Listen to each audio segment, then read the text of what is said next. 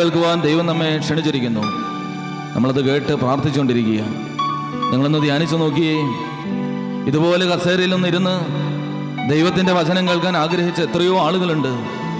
പലർക്കും അത് കഴിഞ്ഞിട്ടില്ല. ചില ആളുകൾ രോഗങ്ങളിൽ, ചിലർ പ്രതിസന്ധിയിൽ, ചിലർ മരണാവസ്ഥയിൽ, ചിലർ ഫ്രീസറിൽ, ചിലർ ഖബറിൽ, പലരും പല അവസ്ഥയില്ല. നാളെ ഒരുപക്ഷെ നമ്മളും ഇങ്ങനെയൊക്കെ ആയെന്ന് വരാം. എന്നാൽ ഇന്ന് നമ്മൾ ദൈവവചനം കേൾക്കുവാൻ പ്രത്യേക ക്ഷണം കിട്ടിയവരത്രേ. യോഹന്നാൻ 6:44 എൻ്റെ പിതാവ് ആകർഷിച്ചല്ലാതെ ആരും എൻ്റെ അടുക്കൽ വരുന്നില്ല. കിട്ടിയ യോഗ്യതയോർത്ത് നമ്മുടെ ഈ പച്ചയായ മാംസത്തിൽ, ബലഹീനതയുള്ള നമ്മുടെ ഹൃദയങ്ങളിൽ, നമ്മുടെ ആന്തരികതയിൽ ദൈവവചനം നിറഞ്ഞ് ആ പരിശുദ്ധാത്മാവിൽ നമുക്ക് ദൈവത്തെ ഒന്ന് ആരാധിക്കാം. കഴിയുമെങ്കിൽ കണ്ണുകളടച്ച് ദൈവാത്മാവെ ഞങ്ങൾ നിറയണമെന്ന പ്രാർത്ഥനയോടെ 2 കൈകളും മലർത്തിപ്പിടിച്ച് നമുക്കൊന്ന് ദൈവത്തോട് യാചിക്കാം. കഴിയുന്നവർ 2 കൈകളൊന്ന് മലർത്തിപ്പിടിക്കുക. തന്നാലും നാഥ ആത്മാവിനെ നമ്മൾ പാടി ദൈവവചനത്തിൽ നിറഞ്ഞ് ഞങ്ങൾക്ക് ആത്മാവിനെ നൽകണമേ. പരിശുദ്ധാത്മാവ് വന്നാലുള്ള ഗുണത്തെക്കുറിച്ച് യോഹന്നാൻ പറയുകയാണ്. പരിശുദ്ധാത്മാവ് നിങ്ങളുടെ മേൽ വന്നു കഴിയുമ്പോൾ പാപത്തെക്കുറിച്ചും നീതിയെക്കുറിച്ചും ന്യായവിധിയെക്കുറിച്ചും നമുക്ക് ബോധ്യം വരാൻ തുടങ്ങും. അനുതാപം ഉണ്ടാകാൻ തുടങ്ങും. സുവിശേഷം മനസ്സിലാക്കാൻ തുടങ്ങും. ആത്മാവിനെ നൽകണമേ. ഹൃദയം കൊണ്ട് പ്രാർത്ഥിക്കാം. ഹൃദയത്തിൽ നിറയുന്നത് അതരത്തിൽ നിന്ന് പുറത്തേക്ക് വരാൻ തക്കവണ്ണം സമർപ്പിക്കാം. തന്നാലും നാഥ ആത്മാവിനെ വ്യക്തിപരമായിട്ട് ഓരോരുത്തരും പ്രാർത്ഥിക്കാം.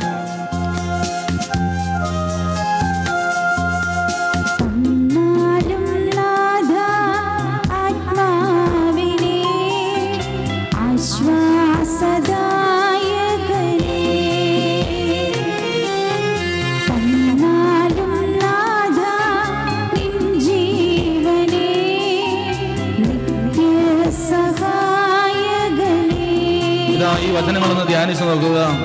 സിഹിയോനിലെ മാളികയിൽ യേശുക്രിസ്തുവിന്റെ അപ്പോസ്തലന്മാർ പ്രാർത്ഥിച്ചപ്പോൾ ഒരു തീഗോളം പോലെയല്ല പരിശുദ്ധാത്മാവ് വന്നത്.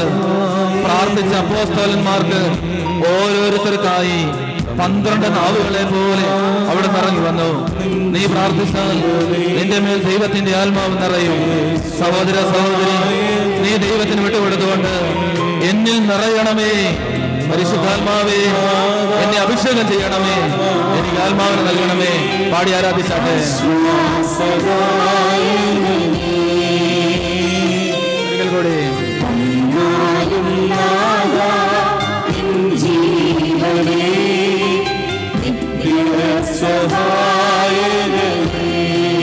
നാഥ, ഒരിക്കൽ കൂടെ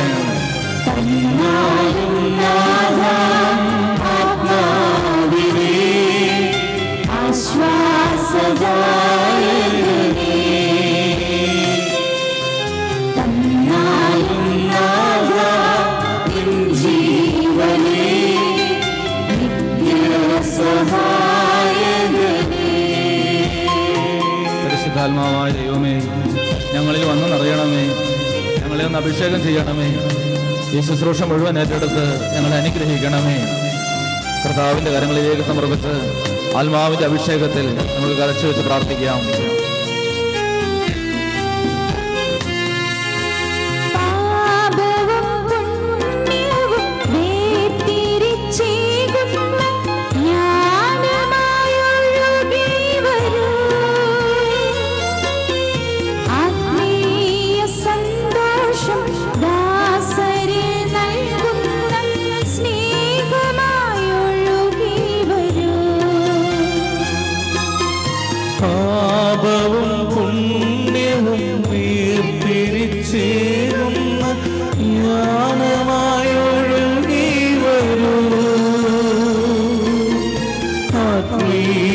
സന്തോഷം ദാസരിൽ നൽകുന്ന സ്നേഹമായൊഴുകി വരൂ.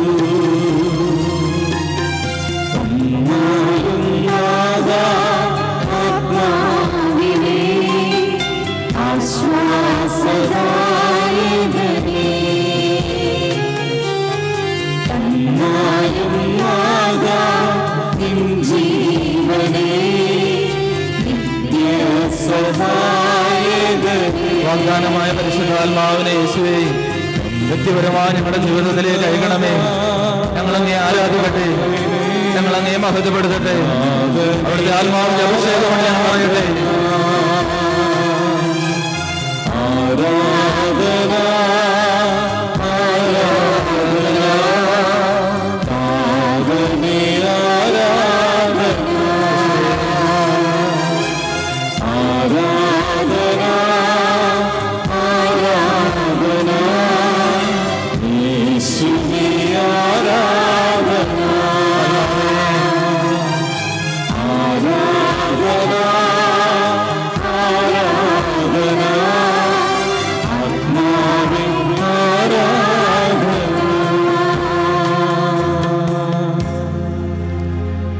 കാരുണ്യവാനായ കർത്താവെ, ഞങ്ങളെ അവിടെ നിന്ന് അനുഗ്രഹിച്ചുകൊണ്ടിരിക്കണമേ. അവിടുത്തെ ആത്മാവിൻ്റെ സംരക്ഷണ വലയത്തെ ഞങ്ങളെ ചേർക്കണമേ. പരിശുദ്ധ അമ്മ, എല്ലാ വിശുദ്ധന്മാരുമേ ഞങ്ങൾക്ക് വേണ്ടി മാധ്യസ്ഥം വഹിക്കണമേ. പിതാവിൻ്റെയും പുത്രൻ്റെയും പരിശുദ്ധാത്മാവിൻ്റെ നാമത്തിൽ ആമേൻ. ഇരിക്കുക. അഭിനന്ദ തിരുമനസ്സേ, ബഹുമാനപ്പെട്ട ആചാര്യന്മാരെ, സ്നേഹമുള്ള സഹോദരി സഹോദരങ്ങളെ, രാവിലെ തൊട്ട് ദൈവവചനത്തിലൂടെ നമ്മുടെ ശരീരവും മനസ്സും ആത്മാവും സഞ്ചരിച്ചുകൊണ്ടിരിക്കുകയായിരുന്നു. രാവിലെ നമ്മൾ ദൈവത്തിൻ്റെ വിളിയും ദൈവത്തിൻ്റെ സ്നേഹത്തെയും കുറിച്ച് ധ്യാനിച്ചു. തുടർന്ന് നമ്മുടെ ദൈനംദിന ജീവിതങ്ങളിൽ ദൈവാനുഭവങ്ങളിലേക്ക് എത്തേണ്ടതിനെക്കുറിച്ച് കേട്ടു. ഇപ്പോഴിതാ ജീവൻ്റെ വചനത്തെക്കുറിച്ച് കേട്ടു. ഇനി നമ്മളൊന്ന് ഒരുങ്ങുന്നത് അനുതാപത്തിൻ്റെയും പശ്ചാത്താപത്തിൻ്റെ ഒരു മേഖലയിലൂടെ നമ്മളൊന്ന് സഞ്ചരിക്കുകയാണ്. നമ്മളൊരു കുമ്പസാരത്തെക്കുറിച്ചുള്ള ഒരു ചെറിയ 1-2 ഭാഗമാണ് ധ്യാനിക്കുന്നത്. പാപത്തെക്കുറിച്ചും പശ്ചാത്താപത്തെക്കുറിച്ചും അനുതാപത്തെക്കുറിച്ചും ഒന്ന് ധ്യാനിച്ചുകൊണ്ട് നമ്മളിനി ആരാധനയിലേക്ക് കിടക്കുകയാണ്. നമുക്കറിയാം, ദൈവം തൻ്റെ ചൈതന്യത്തിൽ നമ്മളെ സൃഷ്ടിച്ചു. ആ ദൈവിക സ്വാതന്ത്ര്യത്തിൽ നിൽക്കുമ്പോഴാണ് പാട്ടുപാടാനും സ്തോത്രം ചെയ്യാനും ആരാധിക്കാനും ഒക്കെ നമുക്ക് സാധിക്കുക. എന്നാൽ അതിൽ നിന്ന് നഷ്ടപ്പെട്ടു പോകുമ്പോൾ ഇതാ നമ്മുടെ മുകളിൽ ചിലതരം ബന്ധനങ്ങളെല്ലാം വരുന്നു. ആരാധന നടക്കുന്നില്ല, പ്രാർത്ഥന നടക്കുന്നില്ല, സ്തോത്രം നടക്കുന്നില്ല, സ്തുതി നടക്കുന്നില്ല. ദൈവം മോശയെ വിളിച്ചിട്ട് പറഞ്ഞു, നീ ഒരു കാര്യം ചെയ്യുക, ഫറവോൻ്റെ കൊട്ടാരത്തിൽ ചെന്നിട്ട് പറയുക, ഇസ്രായേൽ ജനത്തിന് മോചനം കൊടുക്കാൻ പറയുക. അപ്പോൾ ഫറവോ ചോദിക്കും, എന്തിനാണെന്ന് ചോദിക്കും. അപ്പോൾ നീ അവനോട് പറയണം, മരുഭൂമിയിൽ ഞങ്ങൾ കർത്താവിനെ ആരാധിക്കാൻ പോവുകയാണ്. എന്നത്തിനാ? നിങ്ങൾക്ക് എൻ്റെ നിപ്പ് തീരെ ഇഷ്ടപ്പെട്ടില്ലേ? മരുഭൂമിയിൽ ഞങ്ങൾ കർത്താവിനെ. അവരങ്ങനെ പറഞ്ഞു കഴിഞ്ഞപ്പോൾ ഫറവോ ചോദിച്ചു, നിങ്ങളെന്തിനാ മരുഭൂമി പോയി ആരാധിക്കുന്നത്? ആരാധിക്കാൻ എന്തോരം നല്ല സ്ഥലം ഈ മിസ്രൈമിലുണ്ട്. ഇവിടെ പണിയൊക്കെ കഴിഞ്ഞിട്ട് നിങ്ങൾക്ക് ആരാധിക്കാൻ ഞാൻ സൗകര്യം ഒരുക്കി തരാം. മരുഭൂമിയിൽ തണൽ പോലും ഇല്ല. മോശ പറഞ്ഞു, അത് പറ്റത്തില്ല. അപ്പോൾ ഫറവോ കുറച്ചും കൂടെ കടുപ്പിടുത്തം പിടിച്ച്, നിങ്ങൾക്ക് ആരാധിക്കാനാണ് പോകുന്നത്, അങ്ങനെയാണെങ്കിൽ നിങ്ങൾ ഇവിടെ ആരാധിച്ചുകൊള്ളുക. അപ്പോൾ മോശ പറഞ്ഞു, അത് പറ്റത്തില്ല. ഫറവോയുടെ അടിമത്തത്തിൽ ഒരു ആരാധനയില്ല. ആരാധന വേണോ, സ്വാതന്ത്ര്യം വേണം. അടിമത്തത്തിൽ ആരാധനയില്ല. അപ്പം നമ്മൾ ഓർക്കുക, നമ്മൾ ഏതെങ്കിലും ഒരു ബന്ധനത്തിൽ കിടന്നുകൊണ്ട് ആരാധന നടക്കണമെന്ന് പറഞ്ഞുകൊണ്ട് ഇവിടുന്ന് പാട്ട്, പ്രസംഗം, ഒച്ചപ്പാട്, സൈക്കിളിന് കാറ്റടിക്കുന്ന പോലെ ഇവിടുന്ന് അടിച്ചു കയറ്റിക്കൊണ്ടിരുന്നാലൊന്നും ആരാധന നടക്കത്തില്ല. ആരാധന വേണോ, ചങ്ങലകൾ പൊട്ടണം, ബന്ധനങ്ങൾ അഴിയണം, സ്തോത്രം ഉയരണം. അത് ഒരു സ്വാതന്ത്ര്യമാണ്. ഈ സ്വാതന്ത്ര്യത്തിൽ നമ്മൾ ബന്ധിക്കുന്നത് എന്താണ്? ചില ചങ്ങലകളാണ്. ഞാൻ ഒരിക്കൽ ബോംബെയിൽ ഒരു ധ്യാനം നടന്നുകൊണ്ടിരിക്കുകയാണ്. ഈ ഷാലോം TV-യുടെ സ്ഥാപകനായ നമ്മുടെ ഷാലോമിലെ ബെന്നി പുന്നത്തറ, അദ്ദേഹത്തിൻ്റെ കൂടെ ഉണ്ടായിരുന്ന ഒരു ജോർജ് സക്കറിയ, അപ്പോൾ അവരവിടെ ഉണ്ടായിരുന്നു. അപ്പോൾ ഈ ജോർജ് എന്ന് പറയുന്ന മനുഷ്യൻ പറഞ്ഞൊരു കാര്യമാണ്. അവരാദ്യം ഈ ശുശ്രൂഷ തുടങ്ങുന്നത്, ഇവരൊക്കെ ഒരാൾ ഫെഡറൽ ബാങ്കിലെ, മറ്റൊരാൾ കാനറ ബാങ്കിലെ വലിയ ഉദ്യോഗസ്ഥന്മാരായിരുന്നു. അപ്പോൾ ഇദ്ദേഹം ഈ ഫെഡറൽ ബാങ്കിലെ ജോലിയൊക്കെ രാജിവെച്ചു. ജോലി ചെയ്യുമ്പോൾ മദ്രാസിൽ ജോലി ചെയ്തുകൊണ്ടിരിക്കുന്ന സമയത്ത് അവർ വൈകുന്നേരമായപ്പോൾ ഈ ദൈവാനുഭവമൊക്കെ ഉണ്ടായ ഈ നാളുകളിൽ അവരുടെ ലോഡ്ജിൽ, അവരുടെ താമസിക്കുന്ന മുറിയിൽ ചെന്നിട്ട് പ്രാർത്ഥന തുടങ്ങും. ഈ 2 ആളുകളും പ്രാർത്ഥന നടന്നുകൊണ്ടിരുന്നു. കുറേ നാൾ കഴിഞ്ഞപ്പോൾ അവരുടെ കൂടെയുള്ള ഒരാൾ പറഞ്ഞു, നിങ്ങൾ എങ്ങോട്ടാണ് ഈ വൈകുന്നേരം പോകുന്നത്? അല്ല, ഞങ്ങളൊന്നും ഇങ്ങനെ പ്രാർത്ഥിക്കാൻ പോകാം, ഞാനും പോരാ. അങ്ങനെ ഈ മനുഷ്യനും കൂടെ ഒരു ദിവസം അവരോട് കൂടെ പ്രാർത്ഥിക്കാൻ ചെന്നു. ഇവരിതാ മുറിക്കകത്തേക്ക് കയറി. രാത്രി 8:30 ആയപ്പോഴേക്കും പ്രാർത്ഥന തുടങ്ങി. ഒരു 9:00 ആയപ്പോഴേക്കും ഇവർ കണ്ണടച്ച് പ്രാർത്ഥിച്ച് സ്തുതിച്ചുകൊണ്ടിരുന്നപ്പോൾ കാണുന്ന കാഴ്ച, ഇവരുടെ കൂടെ വന്ന 3-ാമൻ 2 കൈയും വാതിലിന് പുറത്തേക്ക് ഇട്ടിട്ട് അകത്തേക്ക് ഇങ്ങനെ വലിച്ചുകൊണ്ടിരിക്കുക, തന്നെത്താനെ, ആരുമില്ല. അപ്പോൾ ഇവർ പ്രാർത്ഥനയും സ്തുതിയും. ഇയാൾ എന്തൊക്കെയോ കിടന്ന് ബഹളം ഉണ്ടാക്കുന്നുണ്ട്, പക്ഷേ ശബ്ദം പുറത്തേക്ക് വരുന്നില്ല. കുറേ നേരം കഴിഞ്ഞപ്പോൾ ഇവർ പ്രാർത്ഥന നിർത്തിയിട്ട് ഇവനെ ബന്ധിച്ച് പ്രാർത്ഥിക്കാൻ തുടങ്ങി. ഈ പുള്ളി ഉരുണ്ട് കിടന്നിട്ട് കൈ മാത്രം ഇങ്ങനെ പുറത്തേക്ക് കിടക്കുകയാണ്. കുറേ നേരത്തെ പ്രാർത്ഥനയും സ്തുതിയും കഴിഞ്ഞിട്ട് ജന്ന പറ്റിയ. അപ്പോൾ പുള്ളി പറയുക, നിങ്ങളിവിടെ സ്തുതിച്ച് പ്രാർത്ഥിച്ചുകൊണ്ടിരുന്നപ്പോൾ എൻ്റെ കയ്യിൽ കെട്ടിയിരിക്കുന്ന ചങ്ങലയും പിടിച്ചുകൊണ്ട് പുറത്തേക്ക് വലിക്കുകയാണ്, പക്ഷേ എനിക്ക് പോകാൻ പറ്റുന്നില്ല. ഈ ഒരു അദൃശ്യ ശക്തി, ഈ ചില ബന്ധനങ്ങൾ. അവർ കുറേ നേരം പ്രാർത്ഥനയും സ്തുതിയും കഴിഞ്ഞപ്പോൾ ഈ മനുഷ്യൻ്റെ കൈയെല്ലാം പിടിവെച്ചു. അയാൾ കൈകൊട്ടി പാടി സ്തുതിക്കാൻ തുടങ്ങി. അപ്പോൾ ആ ബെന്നി പുന്നത്തറയുടെ കൂടെയുള്ള ആൾ പറയുകയാണ്, ചില ബന്ധനം കൈകളിൽ കയറി കെട്ടിക്കിടന്നു കഴിഞ്ഞാൽ പുറമേ നിന്ന് നോക്കിയാൽ ഒരു കുഴപ്പമില്ല, ഒരു സ്തോത്രം ആരാധന നടക്കുന്നില്ല. അപ്പോൾ നമ്മളിനി ചിന്തിക്കാൻ പോകുന്ന ഭാഗം പാപത്തെക്കുറിച്ചും അതിൻ്റെ ശക്തിയെക്കുറിച്ചും നമ്മളൊന്ന് ചിന്തിക്കാൻ പോവുകയാണ്. ഞാനൊരു ചോദ്യം ചോദിക്കട്ടെ, എന്താണ് ഈ പാപം? നമ്മൾ ഈ പാപം പാപം എന്ന് കേട്ടിട്ടുണ്ട്. പാപം എന്താണ്? രണ്ട് നിർവചനങ്ങളാണ് ബൈബിളിൽ കിടക്കുന്നത്. ഒന്ന് യോഹന്നാൻ 4-ാം അധ്യായത്തിലെ 1 യോഹന്നാൻ 3-ാം അധ്യായത്തിന്റെ 4-ാം തിരുവചനം. 1 യോഹന്നാൻ 3-ാം അധ്യായം 4-ാം തിരുവചനം. പാപം ചെയ്യുന്നവൻ നിയമം ലംഘിക്കുന്നു. പാപം അപ്പൊ നമ്മുടെ തലക്കകത്തേക്ക് ഒരു ജ്ഞാനം, ഒരു വചനം ഇങ്ങനെ കയറി കിടക്കുക. 1 യോഹന്നാൻ 3-ാം അധ്യായം 4-ാം തിരുവചനം. പാപത്തെക്കുറിച്ച് ബൈബിൾ നമ്മളെ പഠിപ്പിക്കുകയാണ്. പാപം നിയമലംഘനമാണ്. ഒന്ന് പറയാമോ? ഒന്നുറക്കെ പറയാമോ? പാപം എന്ന് പറഞ്ഞാൽ നിയമലംഘനമാണ്. അപ്പോൾ പാപത്തിൻ്റെ ഒരു ഡയമെൻഷൻ എന്ന് പറയുന്നത് നിയമലംഘനം, പാപമാണ്. അത് മാത്രമല്ലേ ഉള്ളൂ. നമ്മൾ പ്രാർത്ഥിക്കുമ്പോൾ നമ്മുടെ പ്രാർത്ഥന കേട്ടിട്ടുണ്ട്, പാപങ്ങളുടെ പരിഹാരത്തിനും കടങ്ങളുടെ മോചനത്തിനും. അപ്പോൾ എന്താ ഈ കടം എന്ന് പറഞ്ഞാൽ?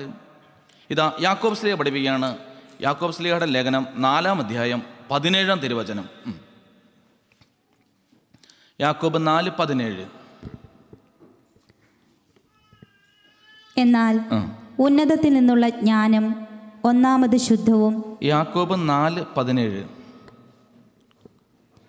ഈ ചെയ്യേണ്ട നന്മ ഏതാണെന്നറിഞ്ഞിട്ടും അത് ചെയ്യാതിരിക്കുന്നവൻ പാപം ചെയ്യുന്നു. ചെയ്യേണ്ട നന്മ ഏതാണ് എന്നറിഞ്ഞിട്ടും അത് ചെയ്യാതിരിക്കുന്നവൻ.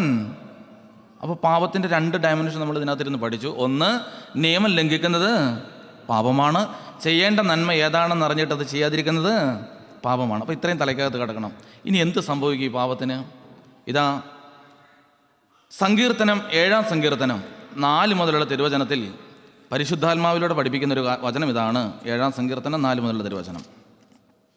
7-ാം സങ്കീർത്തനം 14 മുതലുള്ള തിരുവചനം.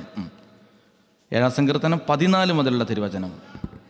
ഇതാ ദുഷ്ടൻ തിന്മയെ ഗർഭം ധരിക്കുന്നു. ഇതാ ദുഷ്ടൻ തിന്മയെ ഗർഭം ധരിക്കുന്നു. അധർമ്മത്തെ ഉദരത്തിൽ വഹിക്കുന്നു. വഞ്ചനയെ പ്രസവിക്കുന്നു. അവൻ കുഴി കുഴിക്കുന്നു. താൻ കുഴിച്ച കുഴിയിൽ താൻ തന്നെ വീഴുന്നു. അവന്റെ ദുഷ്ടത അവന്റെ തലയിൽ തന്നെ പതിക്കുന്നു. അവന്റെ അക്രമം അവന്റെ നെറുകയിൽ തന്നെ തറയുന്നു. 7-ാം സങ്കീർത്തനം 14-ാം തിരുവചനമാണ് പഠിച്ചത്. അപ്പോൾ ദുഷ്ടൻ ചില കാര്യങ്ങൾ ചെയ്തു കഴിഞ്ഞാൽ അത് എങ്ങനെ അവൻ്റെ തലയ്ക്കകത്തേക്ക് വരുന്നു? അടുത്തൊരു വചനം കൂടെ. യാക്കോബ് ശ്ലീഹയുടെ പുസ്തകം 1-ാം അധ്യായം 15 മുതലുള്ള തിരുവചനം. യാക്കോബ് 1:15 മുതലുള്ള തിരുവചനം. ദുർമോഹം ഗർഭം ധരിച്ച് പാപത്തെ പ്രസവിക്കുന്നു. ദുർമോഹം ഗർഭം ധരിച്ച് പാപത്തെ പ്രസവിക്കുന്നു. പാപം പൂർണ്ണ വളർച്ച പ്രാപിക്കുമ്പോൾ മരണത്തെ ജനിപ്പിക്കുന്നു. 3-4 വചനം നമ്മളിപ്പോൾ ചടപടാന്ന് ഇങ്ങനെ പറഞ്ഞു. എത്രണ്ണം നിങ്ങളുടെ തലയ്ക്കകത്ത് കയറിയിട്ടുണ്ടെന്ന് അറിയില്ല. എങ്കിൽ ഇപ്പോൾ പറഞ്ഞ വചനം ഇനി ഒന്ന് ശ്രദ്ധിക്കുക. പാപം എങ്ങനെയാണ് രൂപം കൊള്ളുന്നത്? പാപം എന്താണെന്ന് ഞാൻ പറഞ്ഞു. പാപം എങ്ങനെയാണ് രൂപം കൊള്ളുന്നതെന്ന് നമ്മളിപ്പോൾ ചിന്തിച്ചത്. ദുർമോഹം ഗർഭം ധരിച്ചാൽ ആരെ പ്രസവിക്കും? ഒന്ന് പറ, ഒന്ന് ഉറക്കെ പറ. എനിക്കാണ് ഇവിടെ തണുത്ത് പറച്ചിട്ട് മേല. ദുർമോഹം ഗർഭം ധരിച്ചാൽ പാപത്തെ പ്രസവിക്കും.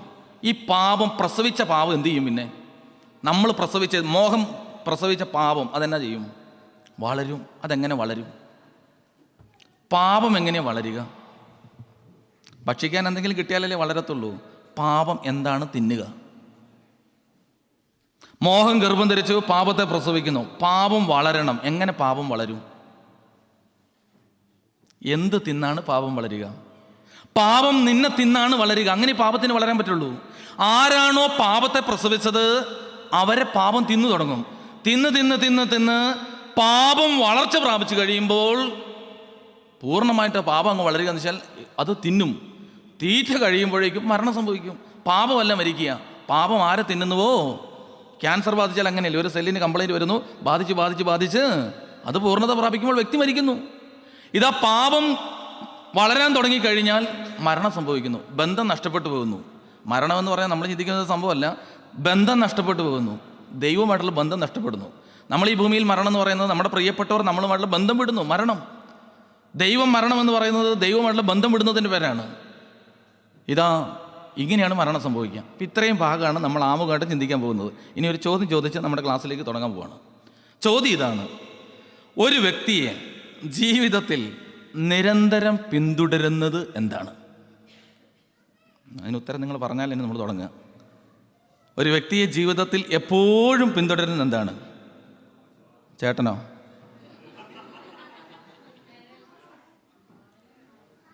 നിഴൽ. ശരിയായ ഉത്തരമാണ്. പക്ഷേ പക്ഷെ തെറ്റാണ്. നിഴൽ നമ്മളെ പിന്തുടരും. ശരീരം നഷ്ടപ്പെട്ട് കഴിഞ്ഞാൽ പിന്നെ നിഴലുണ്ടാവുമോ? ഇല്ല. ശരീരം നഷ്ടപ്പെട്ടാലും നമ്മൾ ജീവിക്കുമോ? എൽദോമാർ ബസേലിയസ് ബാവ ഇപ്പോഴും ജീവിക്കുന്നു, ശരീരമുണ്ടോ? ഇഗ്നാത്യോസ് ബാവ ജീവിക്കുന്നു, ശരീരമുണ്ടോ? വിശുദ്ധന്മാർ ജീവിക്കുന്നു, ശരീരമുണ്ടോ? അപ്പം നിഴലല്ല നമ്മളെ പിന്തുടരുന്നത്. പിന്നെന്താ? പാപം. എല്ലാവരെയും പാപം പിന്തുടരുമോ? ഇപ്പോൾ പരിശുദ്ധന്മാരെ പാപം പിന്തുടർന്നിട്ടുണ്ടോ? ഇല്ല. അപ്പോൾ അതുമല്ല. പിന്നെന്താ? പ്രലോഭനങ്ങളല്ല. പ്രലോഭനങ്ങൾ പിന്തുടരാത്ത എന്തോരം ആളുകളുണ്ട്. ഈ പിശാച് പാവം, അതങ്ങനെയൊന്നും പിന്തുടരില്ല. യേശു പറഞ്ഞ അതിൻ്റെ നേരം നോക്കിയിട്ട് വിട്ടുപോകാൻ പറഞ്ഞാൽ അത് അതിനേക്കാൾ സ്പീഡിൽ പൊക്കോളും. പിന്നെന്നതാ? അതിനിങ്ങനെ ഞാൻ ഈ ചോദിച്ചെന്തിനാണെന്നറിയാം, നമ്മുടെ തലയിൽ നിന്ന് ഉത്തരം പോകരുത്. ബൈബിൾ നമ്മളോട് പറയുന്നുണ്ട് എന്താണ് ഒരു വ്യക്തിയെ നിരന്തരം പിന്തുടർന്നുകൊണ്ടിരിക്കുക. ഒരു വ്യക്തിയുടെ പിന്നാലെ എപ്പോഴും ഉണ്ടാകുന്നത് എന്താണ്? വെളിപാട് പുസ്തകം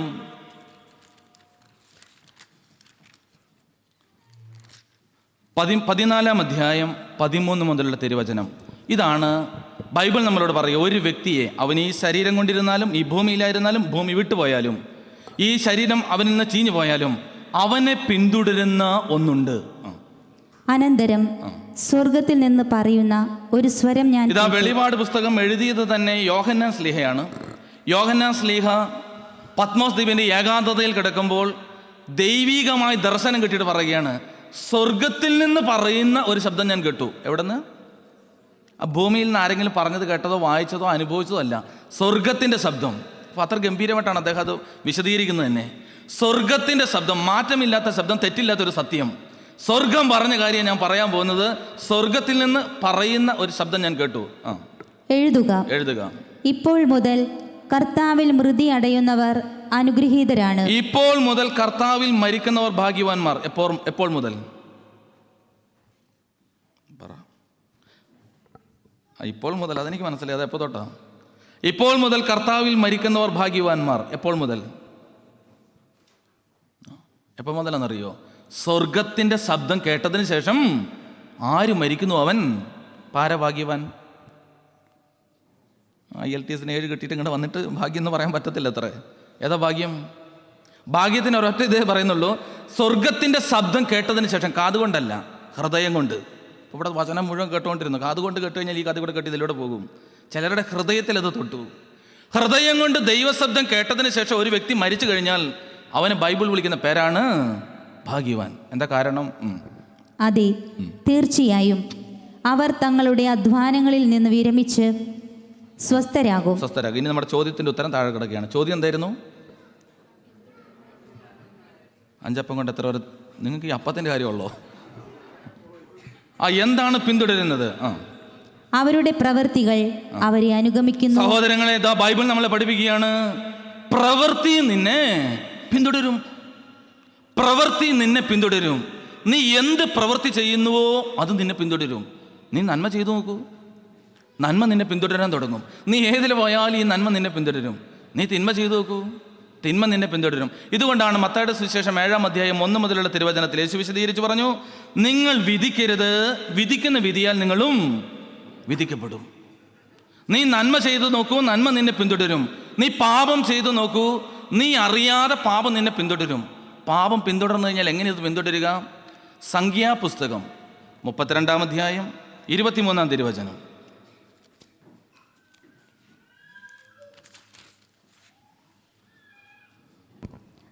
സംഖ്യ 32:23. അങ്ങനെ ചെയ്യുന്നില്ലെങ്കിൽ കർത്താവിനെതിരായി നിങ്ങൾ പാപം ചെയ്യും. നിങ്ങളുടെ പാപം നിങ്ങളെ വേട്ടയാടുമെന്ന് അറിഞ്ഞുകൊള്ളും. പാപമാണ് നീ ചെയ്യുന്നത് എങ്കിൽ പാപം നിന്നോട് പ്രവർത്തിക്കുന്നത് എങ്ങനെയാണ്? അത് നിന്നെ വേട്ടയാടും. എന്നാ ചെയ്യും? ഒന്നുറക്കെ പറഞ്ഞ്. എങ്ങനെ ഈ വേട്ടയാടുക? ഞാൻ എൻ്റെ വീട് വയനാട്ടിൽ വന്നാൽ കാണാം വേട്ടയാടുന്ന ചില പരിപാടിയൊക്കെ ഉണ്ട് അവിടെ ഇപ്പോൾ ഈ ആളുകൾ വേട്ടയാടാൻ പോകുന്നത് എങ്ങനെയാണെന്ന് അറിയാം. ഇപ്പോൾ ഒരു പന്നിയെ വേട്ടയാടുമെന്ന് വിചാരിച്ചോ, ഇത് റെക്കോർഡ് ചെയ്യരുത് കേട്ടോ, പിടിച്ച് ഫോറസ്റ്റുകാർ കൊണ്ടുപോകും. വേട്ടയാടുന്ന എങ്ങനെയെന്ന് കഴിഞ്ഞാൽ ഒരു പന്നി അവിടെ നിൽക്കുകയാണെങ്കിൽ ഇവിടുന്ന് തോക്കൊക്കെ പിടിച്ചുകൊണ്ട് പന്നി നിന്നെ ഞാൻ ഷൂട്ട് ചെയ്യാൻ പോകണം, അനങ്ങാണ്ട് നിൽക്കണം, അങ്ങനെയൊക്കെ പറഞ്ഞിട്ടാണോ? അങ്ങനെയാണോ? ഒരു പക്ഷിയെ നമ്മുടെ പിള്ളേരൊക്കെ എറിഞ്ഞ് പിടിക്കുന്നത് പക്ഷിയോട് പറഞ്ഞിട്ടാണോ? വേട്ടയാടുക എന്ന് പറഞ്ഞാൽ ഇത്രയേ ഉള്ളൂ, ആ പക്ഷി അറിയാത്ത അല്ലെങ്കിൽ ആ പന്നി അറിയാത്തൊരു സമയത്ത് അതിൻ്റെ മേൽ കെണി വീഴുന്നു. പാപം നിന്നെ വേട്ടയാടുക എന്ന് പറഞ്ഞാൽ നീ സ്വപ്നത്തിൽ പോലും നിലച്ചിരിക്കാത്ത സമയത്ത് അത് നിന്നെ ബന്ധിച്ച് കൂട്ടുന്നതിൻ്റെ പേരാണ് വേട്ടയാടുക എന്ന് പറയുന്നത്. അതാണ് നേരത്തെ ക്ലാസ്സിൽ അച്ഛൻ വിശദീകരിച്ചത്. ലൂക്കോസ് 23:34 തിരുവചനം. സുഖലോലുപത, മദ്യാസക്തി, ജീവിത വ്യഗ്രത, ഇങ്ങനെ നിങ്ങളുടെ മനസ്സ് ദുർബലമായി തീരുകയും ആ ദിവസം കെണി പോലെ നിന്നെ പിന്തുടരുകയും ചെയ്യും. അപ്പോൾ നമ്മൾ ചിന്തിക്കുന്ന ചിന്ത ഇതാണ്: പാപമാണ് ഞാൻ ചെയ്യുന്നതെങ്കിൽ അതെന്നെ വേട്ടയാടും, കെണി പോലെ വേട്ടയാടും. ഇതെങ്ങനെയാണ് ഈ വേട്ടയാടുന്നത്? ഇതാണ് നമ്മൾ ഈ ക്ലാസ്സിൽ ചിന്തിക്കാൻ പോകുന്നത്. അപ്പോൾ ഇത്രയും നേരം ഞാൻ പറഞ്ഞത് ഇൻട്രൊഡക്ഷനാണ്. അപ്പോൾ ചില ആളുകൾ വിചാരിച്ചു ഇൻട്രൊഡക്ഷൻ എങ്ങനെയാണെങ്കിൽ ബാക്കി എന്തായിരിക്കും? ഇതാ സഹോദരങ്ങളെ, പാപം എങ്ങനെയാണ് ഒരു വ്യക്തിയെ വേട്ടയാടുന്നത്?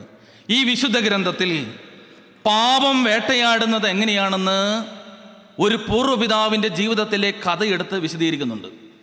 ഞാനത് വായിക്കുമ്പോൾ ഇടയ്ക്ക് ദൈവത്തോട് ചോദിക്കും, ദൈവം എത്ര വിശുദ്ധിയുള്ളൊരു മനുഷ്യനാണ്, അദ്ദേഹത്തിൻ്റെ ജീവിതത്തിൽ ഈ ചീഞ്ഞ കഥ എന്തിനാണ് ഈ ബൈബിളിൽ എഴുതി വെച്ചത്? അതങ്ങ് മാറ്റിക്കൂടായിരുന്നു. ഒരു പൂർവ്വപിതാവിൻ്റെ ജീവിതത്തിൽ ചീഞ്ഞളിഞ്ഞ ജീവിത സാഹചര്യങ്ങളെ ബൈബിൾ നന്നായി വിശദീകരിക്കുകയാണ്. ഒരു സിനിമ കാണുന്നത് പോലെ അത് വിശദീകരിച്ച് വെച്ചിരിക്കുക.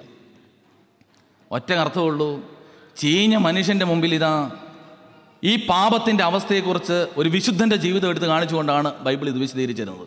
അപ്പോൾ നമ്മൾ ചിന്തിക്കാൻ പോവുകയാണ്, പ്രവൃത്തി എങ്ങനെയാണ് പിന്തുടരുന്നത്? ചോദ്യം ഇതായിരുന്നു, എന്ത് നമ്മളെ പിന്തുടരും? ഒന്നോടെ ഉറക്കെ പറ. പ്രവൃത്തി നിന്നെ പിന്തുടരും. പാപമാണ് നീ ചെയ്യുന്നതെങ്കിൽ, പാപപ്രവൃത്തിയാണെങ്കിൽ അത് നിന്നെ കെണി പോലെ പിന്തുടർന്നുകൊണ്ടിരിക്കും. എങ്ങനെയാണ് പാപം പിന്തുടരുക? ഇത് ശരിയാണോ? ഇത് വളരുമോ? യാക്കോബ് സ്ലീഹ പഠിപ്പിച്ചത്, പാപം തിന്നും നിന്നെ, വളർച്ച പ്രാപിക്കും നിന്നിൽ കിടന്നുകൊണ്ട്. എങ്ങനെയാണ് എന്നിൽ കിടന്നുകൊണ്ട് വളരുക? ഇതാ നമ്മൾ ചിന്തിക്കാൻ പോവുകയാണ്. ദൈവം വിളിച്ച് വേർതിരിച്ച മനുഷ്യനാണ് അബ്രഹാം പിതാവ്. അബ്രഹാം മഹാസമ്പന്നനുമായി. അബ്രഹാമിന് ദൈവം കൊടുത്ത മകൻ്റെ പേരാണ് ഇസഹാക്ക്.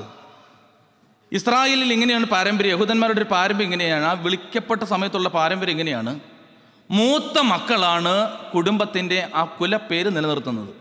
അതുകൊണ്ട് അപ്പൻ എന്തൊക്കെ നേടിയിട്ടുണ്ടോ അത് മുഴുവൻ ആ മൂത്ത സന്തതിക്ക് കൊടുക്കും. ബാക്കി മക്കളൊക്കെ ഉണ്ടെങ്കിൽ അവർക്ക് ജീവിക്കാനുള്ളത് കൊടുക്കും, അവരതുകൊണ്ട് അധ്വാനിച്ചു കൊള്ളണം. കുടുംബ മഹിമ നിലനിർത്തുന്നത് മൂത്തയാളാണ്. അബ്രഹാം ഇതാ വലിയ സമ്പന്നനായിരുന്നു. അബ്രഹാമിൻ്റെ സമ്പത്ത് മുഴുവൻ ഏക മകനായ ഇസഹാക്കിന് കിട്ടി. ഇസഹാക്കിന് 2 മക്കളുണ്ടായി. എന്തൊക്കെയാ പേര്? എല്ലാവർക്കും ഇത് ഈ സൺഡേ സ്കൂളിൽ പഠിച്ചൊരു കാര്യം അച്ഛനീ പറയാൻ പോകുന്നത്. ഏസാവും യാക്കോബും. അതിൽ മൂത്തയാളുടെ പേരെന്താ? ഏസാവ്. ഇളയവനാണ് യാക്കോബ്. അങ്ങനെയാണെങ്കിൽ മഹാസമ്പന്നനായ അബ്രഹാമിൻ്റെ സമ്പത്ത് മുഴുവൻ ഇതാ ഇസഹാക്കിന് കിട്ടി. ഇസഹാക്കിൻ്റെ ഈ സമ്പത്ത് മുഴുവൻ ഇനി ആർക്ക് കിട്ടും? ഈ ഒരു ചിന്ത ഗർഭപാത്രത്തിൽ കിടന്ന് തന്നെ ഈ പിള്ളേരെ അലട്ടിക്കൊണ്ടിരുന്നു. അതുകൊണ്ട് ഇതാ 2 പേരെ ഇരട്ടിയാണ്. ഇതാ ഏസാവാണ് ആദ്യം വരണമെന്ന് കണ്ടപ്പോൾ തന്നെ യാക്കോബ് കുതികാലെ പിടിച്ചു എന്നാണ് ബൈബിളിൽ എഴുതിയിരിക്കുന്നത്. എന്താണെങ്കിലും ഇതാ ഏസാവ് ആദ്യം പ്രസവിച്ചു, അവൻ മൂത്തത്, യാക്കോബ് 2ാമത്തത്. ഇനി ആ ജീവിതത്തിൽ സംഭവിക്കുന്നത് ധ്യാനിച്ചു നോക്കുക. യാക്കോബ് കുറച്ച് നാൾ കഴിഞ്ഞപ്പോൾ ഇങ്ങനെ ധ്യാനിക്കാൻ തുടങ്ങി, എൻ്റെ അപ്പൻ്റെ സമ്പത്ത് മുഴുവൻ എങ്ങോട്ട് പോകും? ഒന്ന് ഉറക്കെ പറ. ചേട്ടനായ ഏസാവിൻ്റെ അടുത്തേക്ക് പോയി, എനിക്കൊന്നും കിട്ടത്തില്ല. പതുക്കെ ശ്രദ്ധിച്ചപ്പോൾ ഇസഹാക്ക് ഇങ്ങനെ ചിന്തിച്ചു, മൂത്ത മകനായ ഏസാവാണ് എൻ്റെ വീടൊക്കെ നിലനിർത്തേണ്ടത്. അതുകൊണ്ട് ഏസാവിനെ എപ്പോഴും ഇസഹാക്ക് കൂടെ കൊണ്ടു നടന്നു. വേട്ടയാടാൻ പഠിപ്പിച്ചു, കാര്യങ്ങളൊക്കെ പഠിപ്പിച്ചു. അങ്ങനെ ഏസാവിനെ ഇസഹാക്ക് കൊണ്ടു നടക്കുകയാണ്. ഉള്ളിൻ്റെ ഉള്ളിൽ ഇതാ യാക്കോബിന് ഇതൊന്നും മനസ്സിലാക്കാത്തതുകൊണ്ട് യാക്കോബ് എപ്പോഴും അടുക്കളയിൽ കയറി നടന്നു. അങ്ങനെ അമ്മയുടെ കൂടെ യാക്കോബും. ഇനിയാണ് നമ്മുടെ താഴെ ക്ലാസ് ആരംഭിക്കുന്നത്. മൂത്ത മകനായ ഏസാവ് വേട്ടയും കാര്യങ്ങളൊക്കെ നന്നായി പഠിച്ചു. ഇളയവനായ യാക്കോബ് അടുക്കള പണിയും പഠിച്ചു. കുടുംബം നിലനിർത്തേണ്ടത് ഏസാവാണ്. അതുകൊണ്ട് ഏസാവ് പുറം കാര്യങ്ങളൊക്കെ നന്നായി ചിന്തിച്ചും ധ്യാനിച്ച് നടക്കുകയാണ്. ഒരു ദിവസം ഇതാ ഏസാവ് വേട്ടയ്ക്ക് പോയിട്ട് അവൻ കുറച്ച് ദിവസം കഴിഞ്ഞ് തിരിച്ചു വന്നു. ഒന്നും കിട്ടിയില്ല. ഇപ്പോൾ ഏസാവിൻ്റെ ശാരീരിക അവസ്ഥ എങ്ങനെയാണ്? മരണമാണ് മുമ്പിലുള്ളത്. മരണാസന്നനായിട്ടാണ് ഈ മനുഷ്യൻ കടന്നു വരുന്നത്. അടുത്ത നിമിഷം മരിക്കും.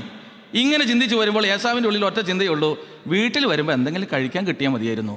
കുടൽ കരിഞ്ഞ് ആമാശയം ഞെരുങ്ങി മരണാസന്നനായി അയാൾ വരികയാണ്. വീടിൻ്റെ മുറ്റത്തെത്തിയപ്പോൾ തന്നെ അയാൾക്ക് പ്രത്യാശ വന്നു. കാരണം ഇതാ വീടിൻ്റെ അകത്തുനിന്നൊരു ആഹാരത്തിൻ്റെ മണം വരുന്നുണ്ട്. ഉള്ളിൻ്റെ ഉള്ളിൽ പുള്ളി ധ്യാനിച്ചു, അമ്മ എന്തോ നല്ല ഫുഡ് ഉണ്ടാക്കി വെച്ചിട്ടുണ്ട്. അടുക്കളയിലേക്ക് കയറി ചെന്നപ്പോഴാണ് മനസ്സിലാക്കിയത് അമ്മയല്ല ഉണ്ടാക്കുന്നത്, അനുജനാണ് ഉണ്ടാക്കുന്നത്. ചെന്ന് നോക്കിയപ്പോൾ മനസ്സിലായി ഒരു കലത്തിനകത്ത് ചുവന്ന പയറുപായസം ഇളക്കിക്കൊണ്ടിരിക്കുകയാണ്. വലിയ സന്തോഷം. ഇയാളുടെ മാനസിക ശാരീരികാവസ്ഥ എന്താണ്? മരണാസന്നനാണ്. അത് മറന്നു പോകരുത്. വേറെ എല്ലാം മറന്നാൽ ഇത് മറക്കരുത്. ഇയാൾ മരണാസന്നനാണ്. അയാൾ ചെന്നിട്ട് അനിയനോട് പറഞ്ഞു, അനിയ, ഞാൻ ഏതായാലും ഇതുപോലത്തെ ഒരു ശാരീരിക മാനസിക അവസ്ഥയിലാണ്. ഇപ്പോൾ മരണം സംഭവിക്കാം. അതുപോലത്തെ അവസ്ഥയിലാണ്. ഒന്നും കിട്ടിയിട്ടില്ല. ദാരിദ്ര്യവും പട്ടിണിയും ഈ കൊടിയ തളർച്ചയുമാണ് എൻ്റെ കയ്യിലുള്ളത്. നീ ഉണ്ടാക്കുന്ന പായസം ഒരു ഗ്ലാസ് തന്നാൽ എനിക്ക് ഇനിയും വേട്ടയ്ക്ക് പോകാൻ ശക്തി ഉണ്ടാകും, എനിക്കിനി ആഹാരം തേടാനുള്ള ശക്തി ഉണ്ടാകും, ജീവിക്കാനുള്ള ശക്തി ഉണ്ടാകും. ഇപ്പോഴെനിക്ക് ആവശ്യം നിൻ്റെ ഒരു കരുണയാണ്. അതുകൊണ്ട് എനിക്കൊരു ഗ്ലാസ് പായസം തരണം. ഇവൻ ഒരു ഗ്ലാസ് പായസം ചോദിച്ചപ്പോൾ യാക്കോബ് തിരിച്ചു ചോദിച്ചത് ഒരു ഗ്ലാസ് പായസത്തിൻ്റെ വിലയല്ല, പായസം ചോദിച്ചവൻ്റെ വിലയാണ്. യാക്കോബ് എന്താ പറഞ്ഞേ? ഉറക്കെ പറ. പായസമൊക്കെ ഞാൻ തരാം, പായസമൊക്കെ ഞാൻ തരാം, പായസത്തിൻ്റെ വിലയല്ല, നിനക്ക് എന്തൊക്കെയുണ്ടോ അത് മുഴുവൻ ഇങ്ങോട്ട് തരണം. ഏശാവ് ഒന്ന് ഞെട്ടിപ്പോയി. അത് കഴിഞ്ഞിട്ട് ഏശാവ് പറയുന്നൊരു കാര്യമുണ്ട്, പായസം ഇപ്പോൾ കിട്ടിയില്ലെങ്കിൽ ഞാൻ മരിച്ചു പോകും. ജ്യേഷ്ഠാവകാശം പിടിച്ചുകൊണ്ട് മരിച്ചിട്ട് വല്ല കാര്യമുണ്ടോ? പിന്നെ എല്ലാം ഇവന് പോകും.